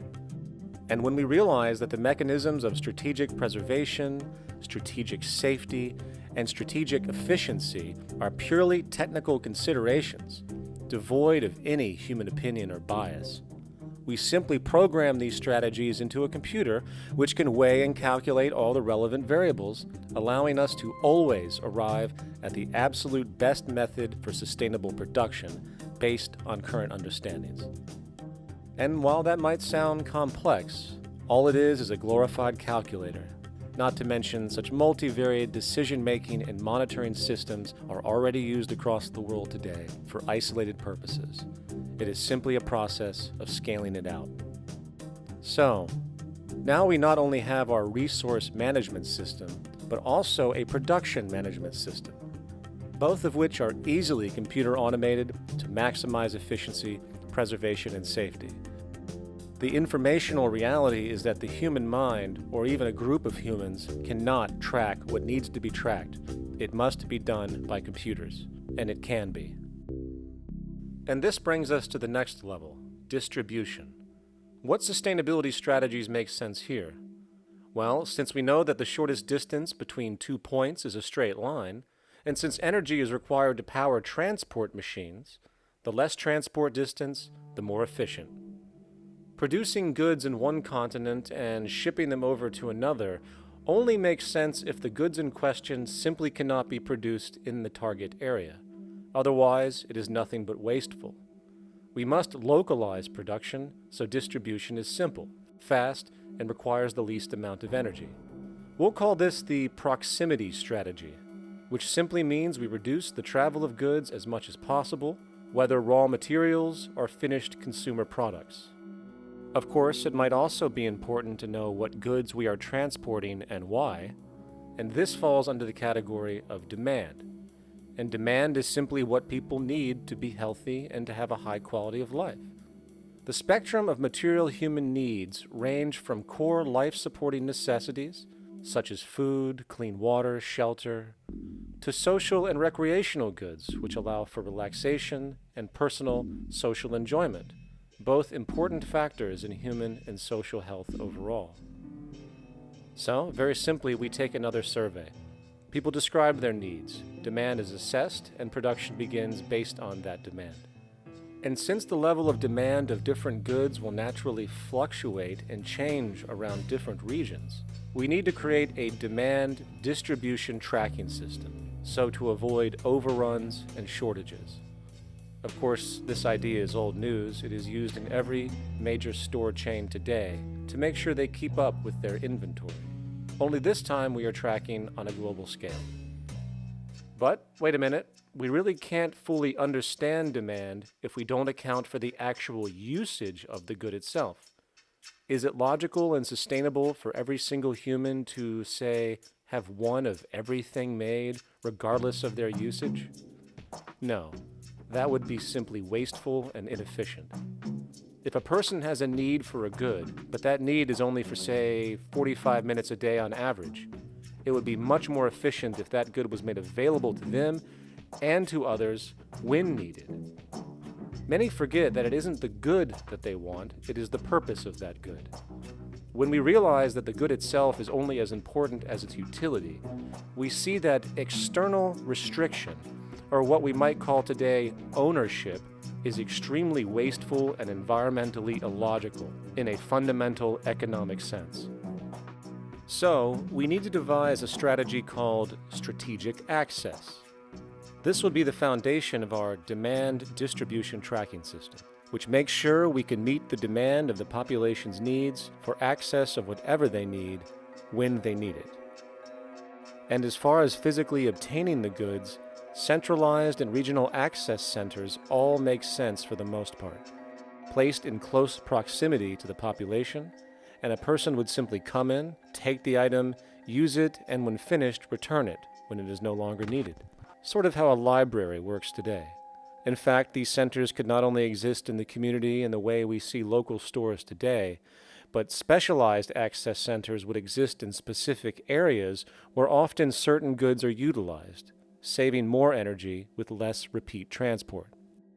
And once this demand tracking system is in order, it is tied into our production management system, and of course into our resource management system, hence creating a unified, dynamically updating, global economic management machine that simply makes sure we remain sustainable, starting with securing the integrity of our finite resources, moving to make sure we only create the best, most strategic goods possible, while distributing everything in the most intelligent and efficient way. And the unique result of this preservation-based approach, which is intuitively counter to many, is that this logical, ground-up, empirical process of preservation and efficiency, which can only define true human sustainability on this planet, would likely enable something never before seen in human history. Access abundance, not just for a percentage of the global population, but the entire civilization. This economic model, as was just generalized, this responsible systems approach to total Earth resource management and processes, designed again to do nothing less than take care of humanity as a whole in the most efficient and sustainable way, could be termed a resource-based economy. The idea was defined in the 1970s by structural engineer Jacques Fresco. He understood back then that society was on a collision course with nature and itself, unsustainable on every level. And if things didn't change, we would destroy ourselves one way or another. Are all these things you're saying, Jacques, could they be built with what we know today, or are some of these things, are you guessing based on what we know today? No. All of these things can be built with what we know today. It would take 10 years to change the surface of the earth, to rebuild the world into a second Garden of Eden.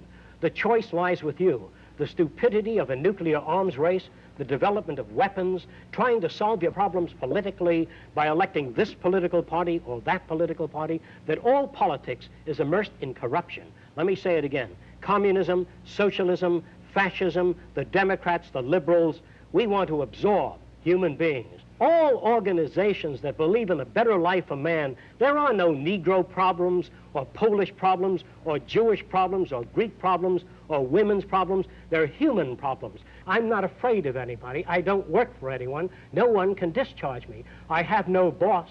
I am afraid to live in the society we live in today. Our society cannot be maintained by this type of incompetency. It was great, the free enterprise system, about 35 years ago. That was the last of its usefulness. Now we've got to change our way of thinking or perish. The horror movies of the future will be our society, the way it didn't work. And politics would be part of a horror movie. Lots of people today use the term cold science because they're analytical, and they don't even know what analytical means. Science means closer approximations of the way the world really works. So it's telling the truth, is what it is. A scientist doesn't try to get along with people. They tell them what their findings are. They have to question all things. And if some scientist comes up with an experiment that shows certain materials have certain strength, other scientists have to be able to duplicate that experiment and come up with the same results. Even if a scientist feels that an airplane wing, due to mathematics or calculations, can hold up a given amount of weight, they still pile sandbags on it to see when it breaks. And they say, you know, my calculations are right, or they're not correct. I love that system because it's free of bias and free of thinking that math can solve all the problems. You have to put your math to test also. I think that every system that can be put to test should be put to test, and that all decisions should be based upon research. A resource-based economy is simply the scientific method applied to social concern, an approach utterly absent in the world today. Society is a technical invention, and the most efficient methods of optimized human health, physical production, distribution, city infrastructure, and the like reside in the field of science and technology, not politics or monetary economics. It operates in the same systematic way as, say, an airplane, and there is no Republican or liberal way to build an airplane. Likewise, nature itself is the physical referent we use to prove our science, and it is a set system, emerging only from our increased understanding of it. In fact, it has no regard for what you subjectively think or believe to be true. Rather, it gives you an option. You can learn and fall in line with its natural laws and conduct yourself accordingly, invariably creating good health and sustainability, or you can go against the current to no avail. It doesn't matter how much you believe you can just stand up right now and walk on the wall next to you. The law of gravity will not allow it. If you do not eat, you will die. If you are not touched as an infant, you will die. As harsh as it may sound, nature is a dictatorship, and we can either listen to it and come in harmony with it, or suffer the inevitable adverse consequences. So, a resource-based economy is nothing more than a set of proven, life-supporting understandings where all decisions are based upon optimized human and environmental sustainability. It takes into account the empirical life ground, which every human being shares as a need, regardless, again, of their political or religious philosophy. There is no cultural relativism to this approach. It isn't a matter of opinion. Human needs are human needs, and having access to the necessities of life, such as clean air, nutritious food, and clean water, along with a positively reinforcing, stable, nurturing, and non-violent environment, is demanded for our mental and physical health, our evolutionary fitness, and hence the species' survival itself.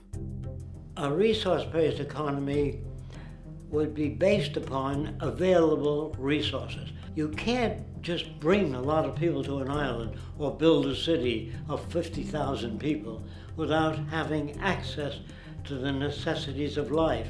So when I use the term a comprehensive systems approach, I'm talking about doing an inventory of the area first and determining what that area can supply, not just architectural approach, not just design approach, but design must be based on all of the requirements to enhance human life. And that's what I mean by an integrated way of thinking. Food, clothing, shelter, warmth, love, all those things are necessary. If you deprive people of any of them, you have a lesser human being, less capable of functioning. As previously outlined, a resource-based economy's ground-up, global, systems approach to extraction, production, and distribution is based upon a set of true economic mechanisms, or strategies, which guarantee efficiency and sustainability in every area of the economy. So, continuing this train of thought regarding logical design, what is next in our equation? Where does all this materialize? Cities. The advent of the city is a defining feature of modern civilization. Its role is to enable efficient access to the necessities of life, along with increased social support and community interaction. So how would we go about designing an ideal city? What shape should we make it? Square? Trapezoid? Well, given we're going to be moving around the thing, we might as well make it as equidistant as possible for ease, hence the circle. What should the city contain? Well, naturally we need a residential area, a goods production area, a power generation area, an agricultural area. But we also need nurturing as human beings, hence culture, nature, recreation, and education. So let's include a nice open park, an entertainment events area for cultural purposes and socializing, and educational and research facilities. And since we're working with a circle, it seems rational to place these functions in belts based on the amount of land required for each goal, along with ease of access. Very good. Now, let's get down to specifics. First, we need to consider the core infrastructure, or intestines, of the city organism. These would be the water, good, waste, and energy transport channels. Just as we have water and sewage systems under our cities today, we would extend this channeling concept to integrate waste recycling and delivery itself. No more mailmen or garbage men. It is built right in. We could even use automated pneumatic tubes and similar technologies. Same goes for transport. It needs to be integrated and strategically designed to reduce or even remove the need for wasteful, independent automobiles. Electric trams, conveyors, transveyors, and maglevs, which can take you virtually anywhere in the city, even up and down, along with connecting you to other cities as well. And of course, in the event an automobile is required, it is automated by satellite for safety and integrity. In fact, this automation technology is in working order right now. Automobile accidents kill about 1.2 million people every single year, injuring about 50 million. This is absurd and doesn't have to occur. Between efficient city design and automated driverless cars, this death toll can be virtually eliminated. Agriculture.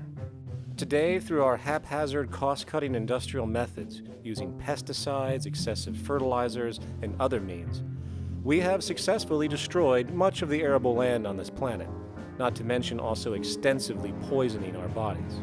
In fact, industrial and agricultural chemical toxins now show up in virtually every human being tested, including infants.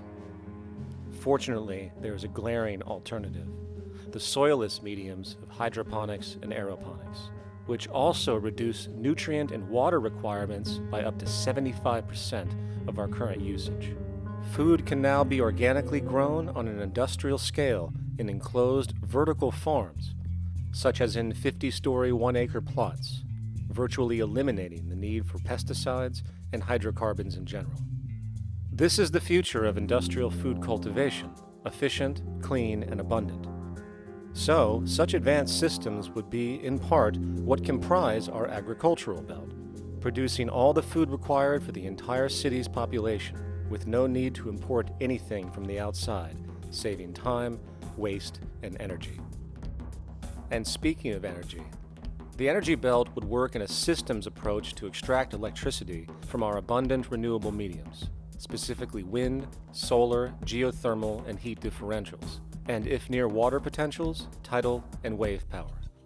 To avoid intermittency and make sure a positive net energy return occurs, these mediums would operate in an integrated system, powering each other when needed, while storing excessive energy to large supercapacitors under the ground, so nothing can go to waste. And not only does the city power itself, particular structures will also power independently and generate electricity through photovoltaic paints, structural pressure transducers, the thermocouple effect, and other current but underutilized technologies. But of course, this begs the question, how does this technology and goods in general get created in the first place? This brings us to production.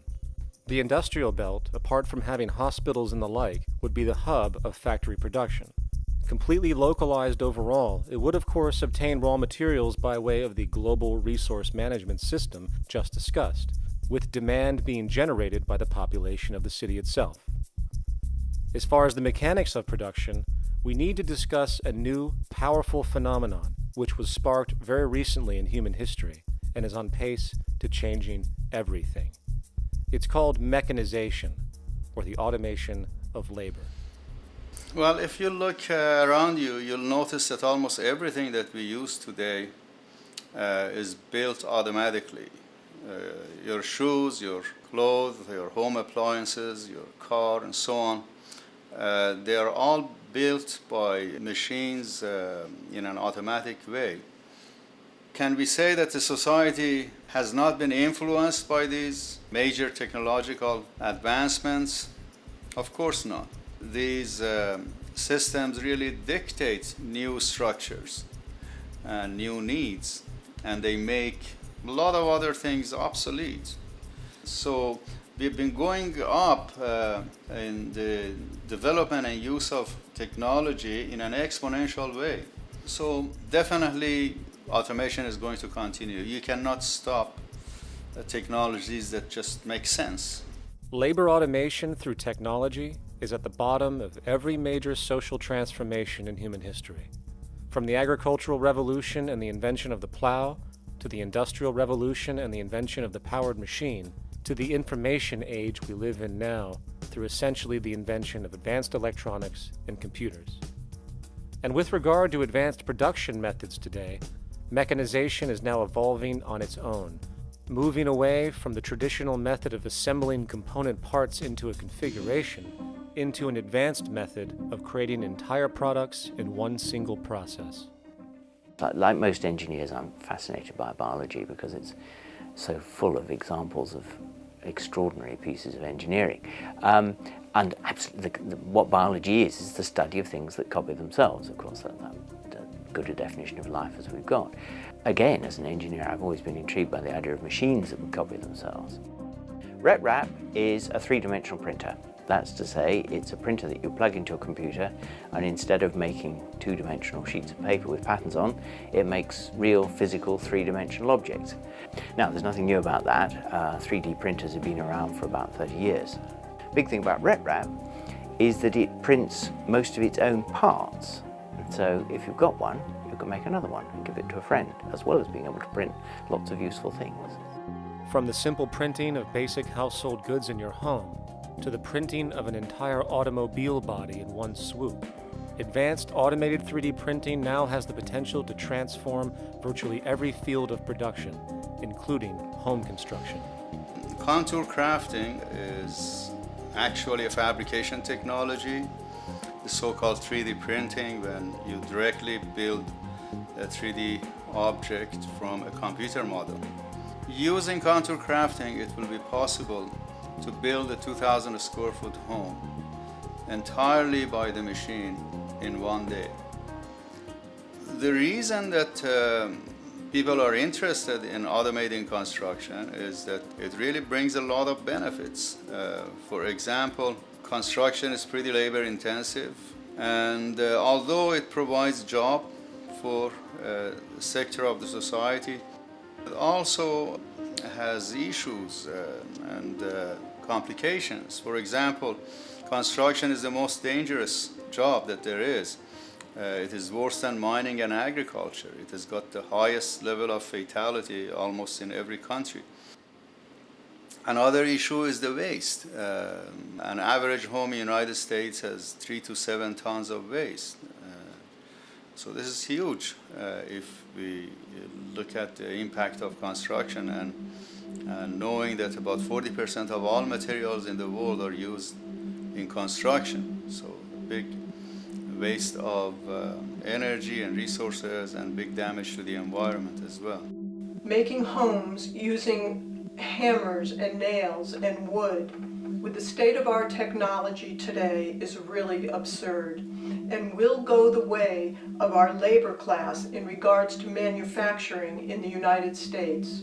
Recently, there was a study by economist David Autor of MIT that states that our middle class is obsolete and being replaced by automation. Quite simply, mechanization is more productive, efficient, and sustainable than human labor in virtually every sector of the economy today. Machines do not need vacations, breaks, insurance, pensions, and they can work 24 hours a day every day. The output potential and accuracy compared to human labor is unmatched. The bottom line, repetitive human labor is becoming obsolete and impractical across the world, and the unemployment you see around you today is fundamentally the result of this evolution of efficiency in technology. For years, market economists have dismissed this growing pattern, which could be called technological unemployment, because of the fact that new sectors always seem to emerge to reabsorb the displaced workers. Today, the service sector is the only real hub left and currently employs over 80% of the American workforce, with most industrialized countries maintaining a similar proportion.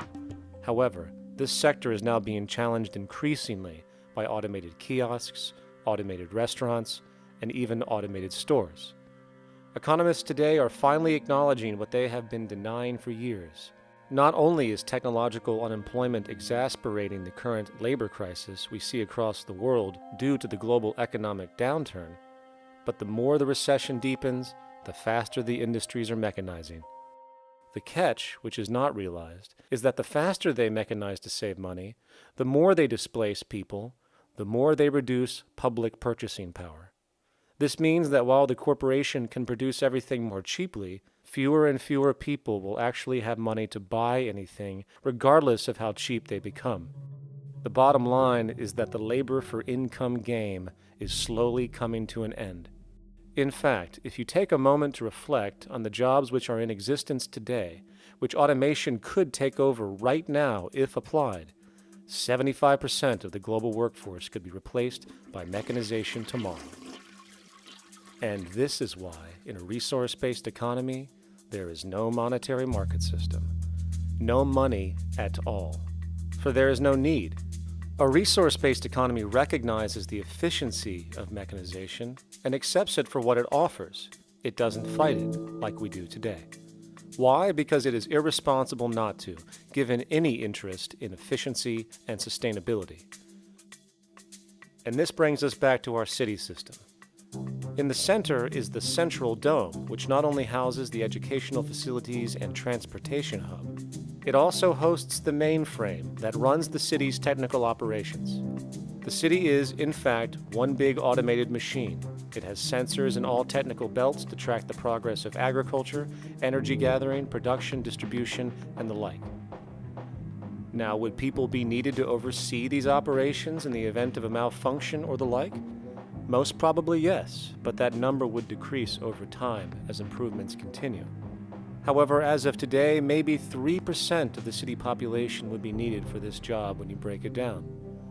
And I can assure you, that in an economic system which is actually designed to take care of you and secure your well-being, without you having to submit to a private dictatorship on a daily basis, usually to a job that is either technically unnecessary or socially pointless, while often struggling with debt that doesn't exist just to make ends meet. I guarantee you people will volunteer their time left and right to maintain and improve a system that actually takes care of them. And coupled with this issue of incentive comes the common assumption that if there isn't some external pressure for one to work for a living, people will just sit around, do nothing, and turn into fat, lazy blobs. This is nonsense. The labor system we have today is in fact the generator of laziness, not a resolver of it. If you think back to when you were a child, full of life, interested in new things to understand, likely creating and exploring, but as time went on, the system pushed you into the focus of figuring out how to make money. And from early education to study at a university, you are narrowed, only to emerge as a creature which serves as a cog in a wheel in a model that sends all the fruits to the upper 1%. Scientific studies have now shown that people are, in fact, not motivated by monetary reward when it comes to ingenuity and creation. The creation itself is the reward. Money, in fact, appears only to serve as an incentive for repetitive, mundane actions, a role we have just now shown can be replaced by machine. So when it comes to innovation, the actual use of the human mind, the monetary incentive has proven to be a hindrance, interfering and detracting from creative thought.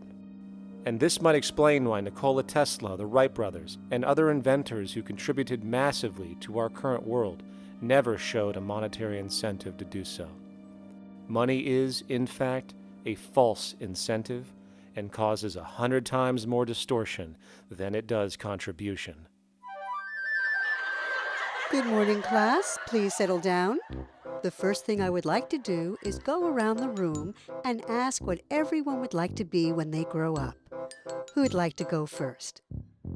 Okay, how about you, Sarah? When I grow up, I want to work at McDonald's like my mom. Oh, family tradition, eh? How about you, Linda? When I grow up, I'm going to be a prostitute on the streets of New York City.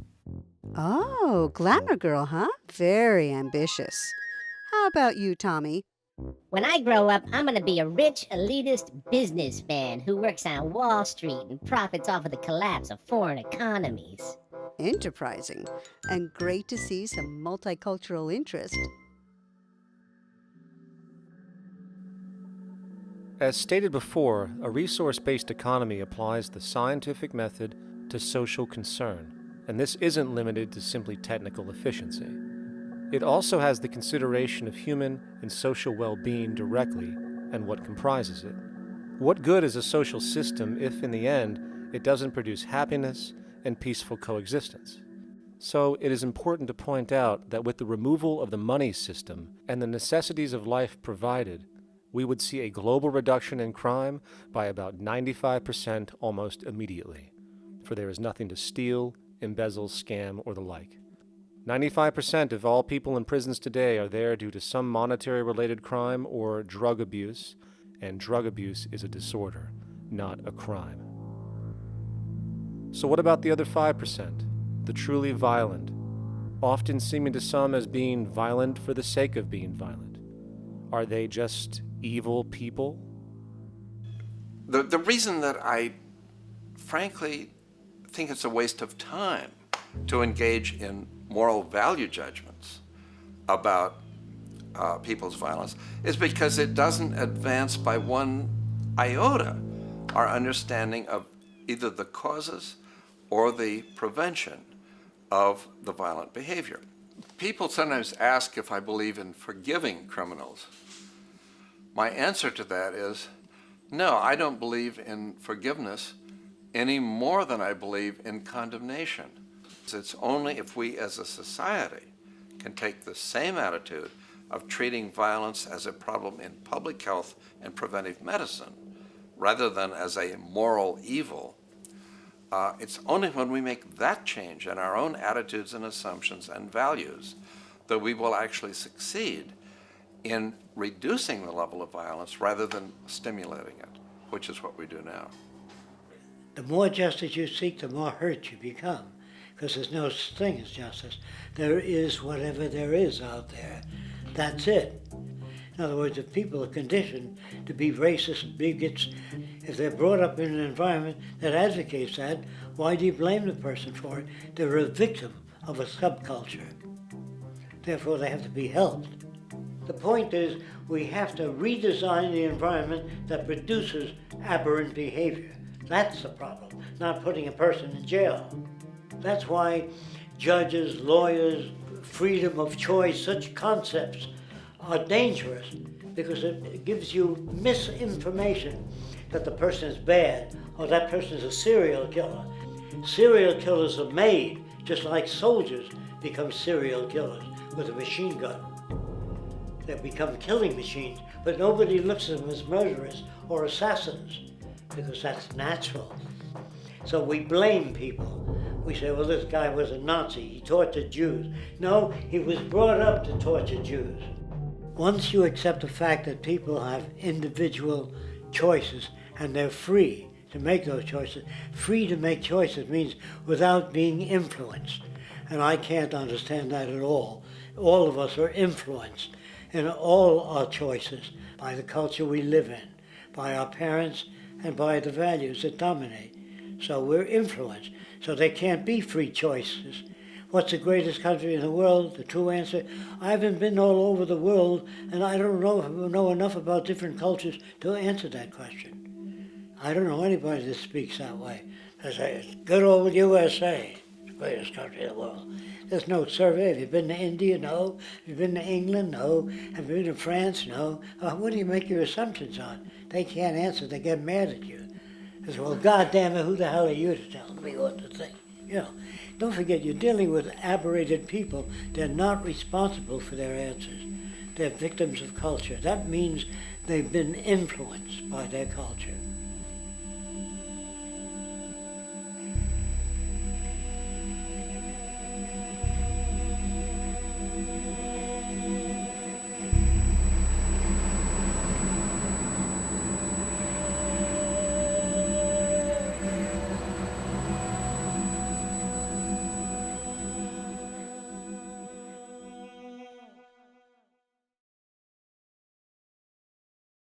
When we consider a resource-based economy, there are often a number of arguments that tend to come up with regard to the efficiency. Now hold on just a minute. Yes? I know what this is. This is called Marxism, buddy. Stalin killed 800 billion people because of ideas like this. My father died in the gulag. Hold on. Communist, fascist. You don't like America, you should just leave. All right, everybody just calm down. Death to the New World Order. Death to the New World Order. And as the irrationality of the audience grew, shocked and confused, suddenly the narrator suffered a fatal heart attack. And the seemingly communist propaganda film was no more.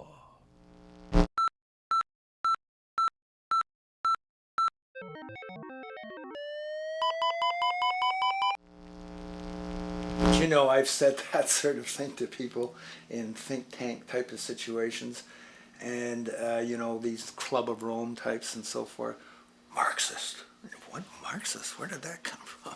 You know, they got this icon they hold on to as their holy grail, and it's such an easy one. You know, people ask if I'm a socialist or a communist or a capitalist, and I say I'm none of the above. And why do you think that those are the only options?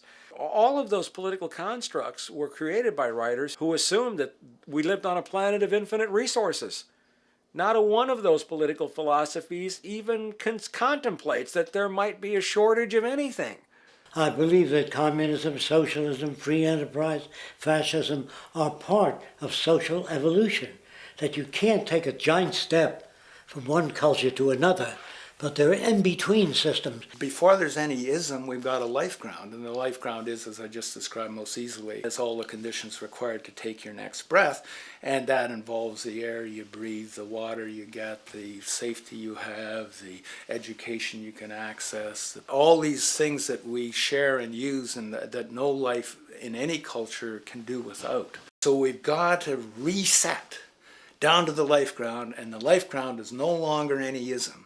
It's life value analysis. It's simply a matter of historical fact that the dominant intellectual culture of any particular society reflects the interest of the dominant group in that society. In a slave-owning society, the beliefs about human beings and human rights and so on will reflect the needs of the slave owners. In a society which again is based on the power of certain people to control and profit from the lives and work of millions of others, the dominant intellectual culture will reflect the needs of the dominant group. And so that if you look across the board, the ideas that pervade psychology and sociology and history and political economy and political science fundamentally reflect certain elite interests. And the academics who question that too much tend to get shunted to the side or to be seen as sort of radicals. The dominant values of a culture tend to support and perpetuate what is rewarded by that culture. And in a society where success and status is measured by material wealth, not social contribution, it is easy to see why the state of the world is what it is today. We are dealing with a values system disorder, completely denatured, where the priority of personal and social health have become secondary to the detrimental notions of artificial wealth and limitless growth. And like a virus, this disorder now permeates every facet of government, news media, entertainment, and even academia. And built into its structure are mechanisms of protection from anything that might interfere. Disciples of the monetary market religion, the self-appointed guardians of the status quo, constantly seek out ways to avoid any form of thought which might interfere with their beliefs, the most common of which are projected dualities. If you are not a Republican, you must be a Democrat. If you are not a Christian, you might be a Satanist. And if you feel society can be greatly improved to consider perhaps, taking care of everyone, you're just a utopianist. And the most insidious of them all, if you are not for the free market, you must be against freedom itself. I'm a believer in freedom. Every time you hear the word freedom being said anywhere or government interference said anywhere, it means, decoded, blocking maximization of turning money into more money for private money possessors. That's it. Every other thing they'll say, oh, we need more commodities for people, oh, this is freedom against tyranny and so forth. Every time you see it, you can decode it down to that. And I think you'll find a one-to-one correlation with every time they use it. And this is a sense in which we might call it's a syntax, a governing syntax of understanding and of value, so that it governs beneath their own recognition of it. So they may not say, oh, I didn't mean that at all, but in fact, that's what they do. Just like you may speak a grammar, and you have rules of grammar you follow without recognizing what the rules are. And so what we have is what I call the ruling value syntax that underlies this. So every time they use these words, government interference, lack of freedom, or progress, or development, you can decode them all to come back to mean that. Of course, when you hear the word freedom, it tends to be in the same sentence with something called democracy. It's fascinating how people today seem to believe that they actually have a relevant influence on what their government does, forgetting that the very nature of our system offers everything for sale. The only vote that counts is the monetary vote, and it doesn't matter how much any activist yells about ethics or accountability. In a market system, every politician, every legislation, and hence every government is for sale. And even with the $20 trillion bank bailout starting in 2007, an amount of money which could have changed, say, the global energy infrastructure to fully renewable methods, instead going to a series of institutions that literally do nothing to help society, institutions that could be removed tomorrow with no recourse. The blind conditioning that politics and politicians exist for the public well-being still continues. The fact is, politics is a business, no different than any other in a market system, and they care about their self-interest before anything else. I don't really, honestly, deep down believe in political action. I think the system contracts and expands as it wants to. It accommodates these changes. I think the civil rights movement was an accommodation on the part of those who own the country. I think they see where their self-interest lies. They see a certain amount of freedom seems good, an illusion of liberty. Give these people a voting day every year so that they'll have the illusion of meaningless choice. Meaningless choice that we go like slaves and say, "Joe, I voted." The limits of debate in this country are established before the debate even begins, and everyone else is marginalized. They're made to seem either to be communists or some sort of disloyal person. A kook, there's a word. And now it's conspiracy. Say, they've made that something that should not be even entertained for a minute, that powerful people might get together and have a plan. Doesn't happen. You're a kook. You're a conspiracy buff. And of all the mechanisms of defense of this system, there are two that repeatedly come up. The first is this idea that the system has been the cause of the material progress we have seen on this planet. Well, no. There are basically two root causes which have created the increased so-called wealth and population growth we see today. One, the exponential advancement of production technology, hence scientific ingenuity. And two, the initial discovery of abundant hydrocarbon energy, which is currently the foundation of the entire socioeconomic system. The free market, capitalist, monetary market system, whatever you want to call it, has done nothing but ride the wave of these advents with a distorted incentive system and a haphazard, grossly unequal method of utilizing and distributing those fruits. The second defense is a belligerent social bias generated from years of propaganda, which sees any other social system as a route to so-called tyranny, with various name droppings of Stalin, Mao, Hitler, and the death tolls they generated. Well, as despotic as these men might have been, along with the societal approaches they perpetuated, when it comes to the game of death, when it comes to the systematic daily mass murder of human beings, nothing in history compares to what we have today. Famines throughout at least the last century of our history have not been caused by a lack of food. They've been caused by relative poverty. The economic resources were so inequitably distributed that the poor simply didn't have enough money with which to buy the food that would have been available if they could have afforded to pay for it. That would be an example of structural violence. Another example, in Africa and some other areas, but I'll particularly focus on Africa, tens of millions of people are dying of AIDS. Why are they dying? It's not because we don't know how to treat AIDS. We have, millions of people in the wealthy countries are getting along remarkably well because they have the medicines that will treat it. The people in Africa who are dying of AIDS are not dying because of the HIV virus. They're dying because they don't have the money with which to pay for the drugs that would keep them alive.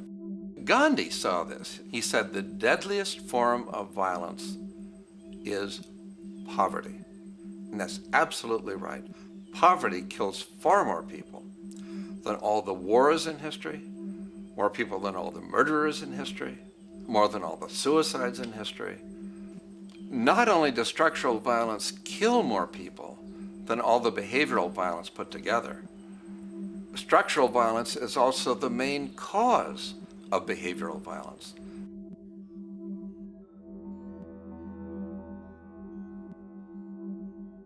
Oil is the foundation of, and it is present throughout the edifice of human civilization. There are 10 calories of hydrocarbon energy, oil and natural gas, in every calorie of food you and I eat in the industrialized world. Fertilizers are made from natural gas. Pesticides are made from oil.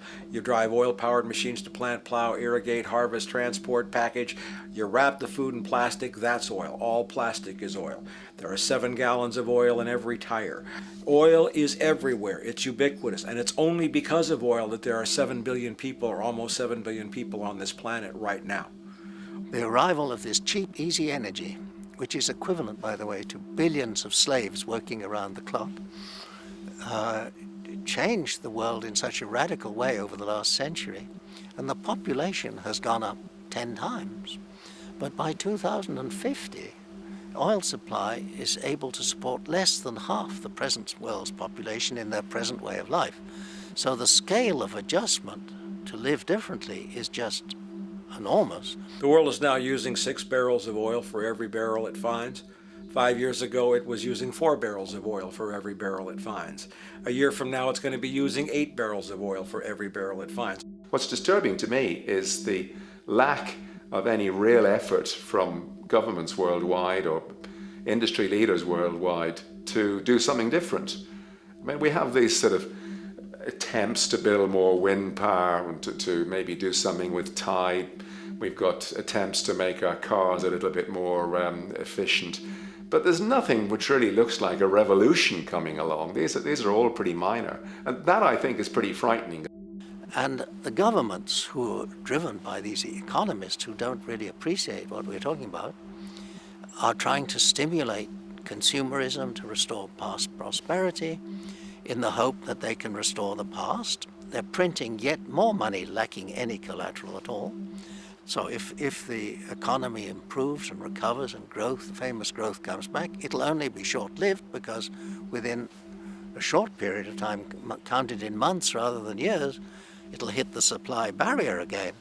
There'll be another price shock and a deeper recession. So I think we go into a series of vicious circles. So you have the economic growth going up, price spike, everything shuts down, that's where we are now.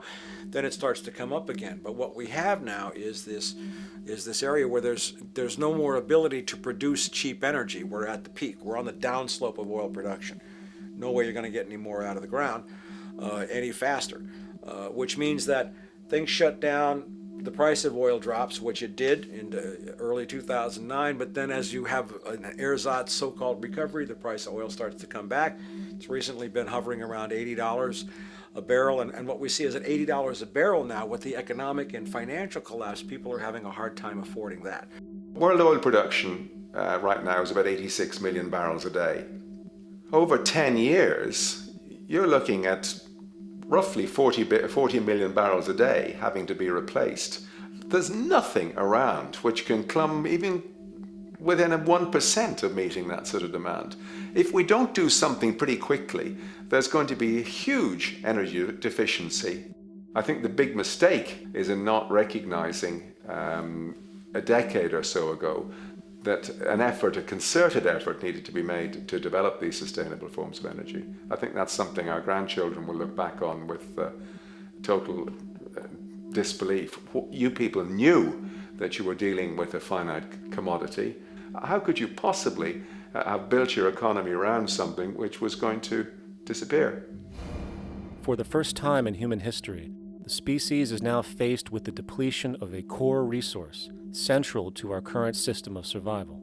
And the punchline of the whole thing is that even with oil becoming more and more scarce, the economic system will still blindly push its cancerous growth model, so people can go out and buy more oil-powered cars to generate GDP and jobs, exacerbating the decline. Are there solutions to replace the edifice of the hydrocarbon economy? Of course. But the path needed to accomplish these changes will not manifest through the market system protocols required, since new solutions can only be implemented through the profit mechanism. People are not investing in renewable energies because there is no money in it in both the long and short term, and the commitment needed to make it happen can only occur at a severe financial loss. Hence, there is no monetary incentive, and in this system, if there's no monetary incentive, things do not happen. And on top of it all, peak oil is just one of many surfacing consequences of the environmental social train wreck gaining speed today. Other declines include freshwater, the very fabric of our existence, which is currently showing shortages for 2.8 billion people, and those shortages are on pace to reach 4 billion by 2030. Food production, the destruction of arable cropland, from which 99.7% of all human food comes from today, is occurring up to 40 times faster than it is being replenished. And over the last 40 years, 30% of the arable land has become unproductive. Not to mention that hydrocarbons are the backbone of agriculture today, and as it declines, so will the food supply. As far as resources in general, at our current patterns of consumption, by 2030 we will need 2 planets to continue our rates, not to mention the continual destruction of life-supporting biodiversity, causing extinction spasms and environmental destabilization across the globe. And with all of these declines, we have the near exponential population growth, where by 2030 there might be over 8 billion people on this planet. Energy production alone would need to increase 44% by 2030 to meet such demand. And again, since money is the only initiator of action, are we to expect that any country on the planet is going to be able to afford the massive changes needed to revolutionize agriculture, water processing, energy production, and the like, when the global debt pyramid scheme is slowly shutting the entire world down? Not to mention the fact that the unemployment you currently see is going to become normality due to the nature of technological unemployment. The jobs are not coming back. And finally, a broad social perspective. From 1970 to 2010, poverty on this planet doubled due to this system. And given our current state, do you honestly think we will see anything less than more doubling, more suffering, and more mass starvation? There is not going to be any recovery. This is not some long depression that we're someday going to pull out of. I think the next phase we're going to see after the next round of economic collapse is massive civil unrest, when employment checks stop being paid because the states have no money left. And when things get so bad that people lose confidence in their elected leaders, they will demand change if we don't kill each other in the process or destroy the environment. I'm just afraid that we might get to the point of no return. And that bothers me no end. We do all we can to avoid that condition. It's clear that we're on the verge of a great transition in human life. What we face now is this fundamental change of the life we've known over the last century. There has to be a link between the economy and the resources of this planet, the resources being, of course, all animal and plant life, the health of the oceans and everything else. This is a monetary paradigm that will not let go until it's killed the last human being. The in-group will do all it can to stay in power. And that's what you got to keep in mind. They'll use the Army and Navy and lies or whatever they have to use to keep in power. They're not about to give it up because they don't know of any other system that will perpetuate their kind.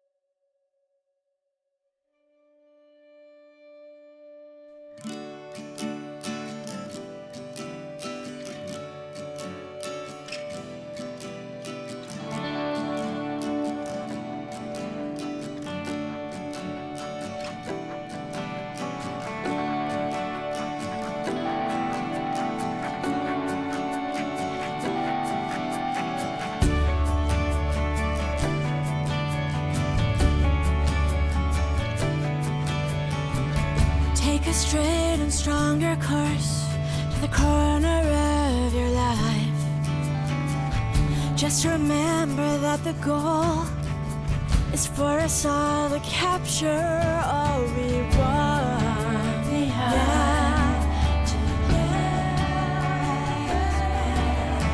Don't surround yourself with yourself.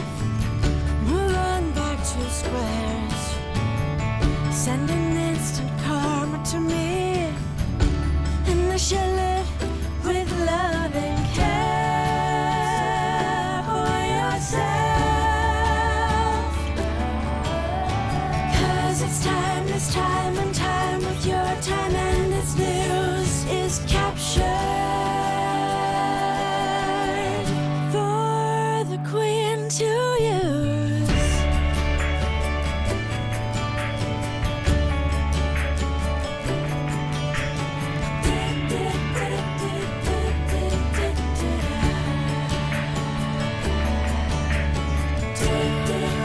Surround yourself with yourself.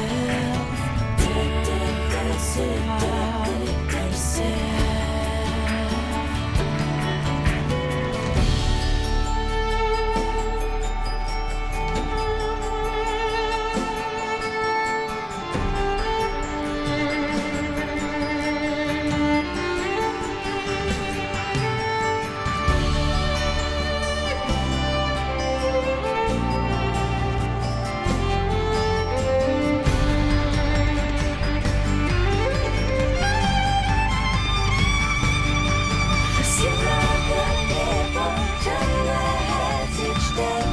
Satisfied, I'm on my way.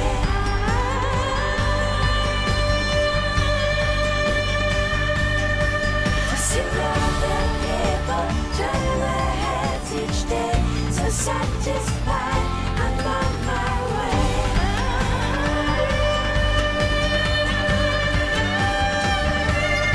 To see other people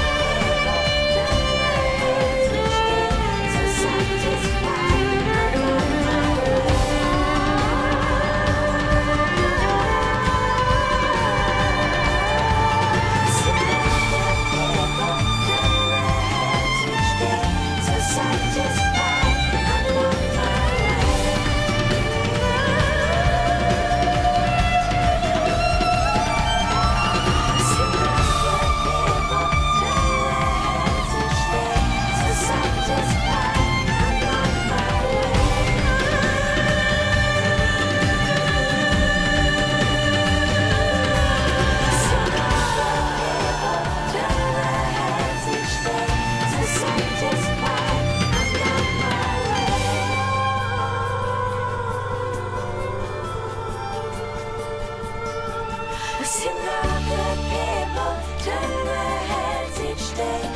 Satisfied, I'm on my way.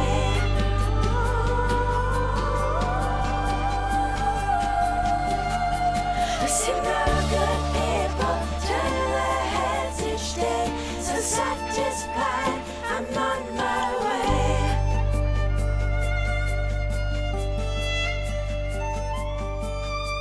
I see no good people turn their heads each day.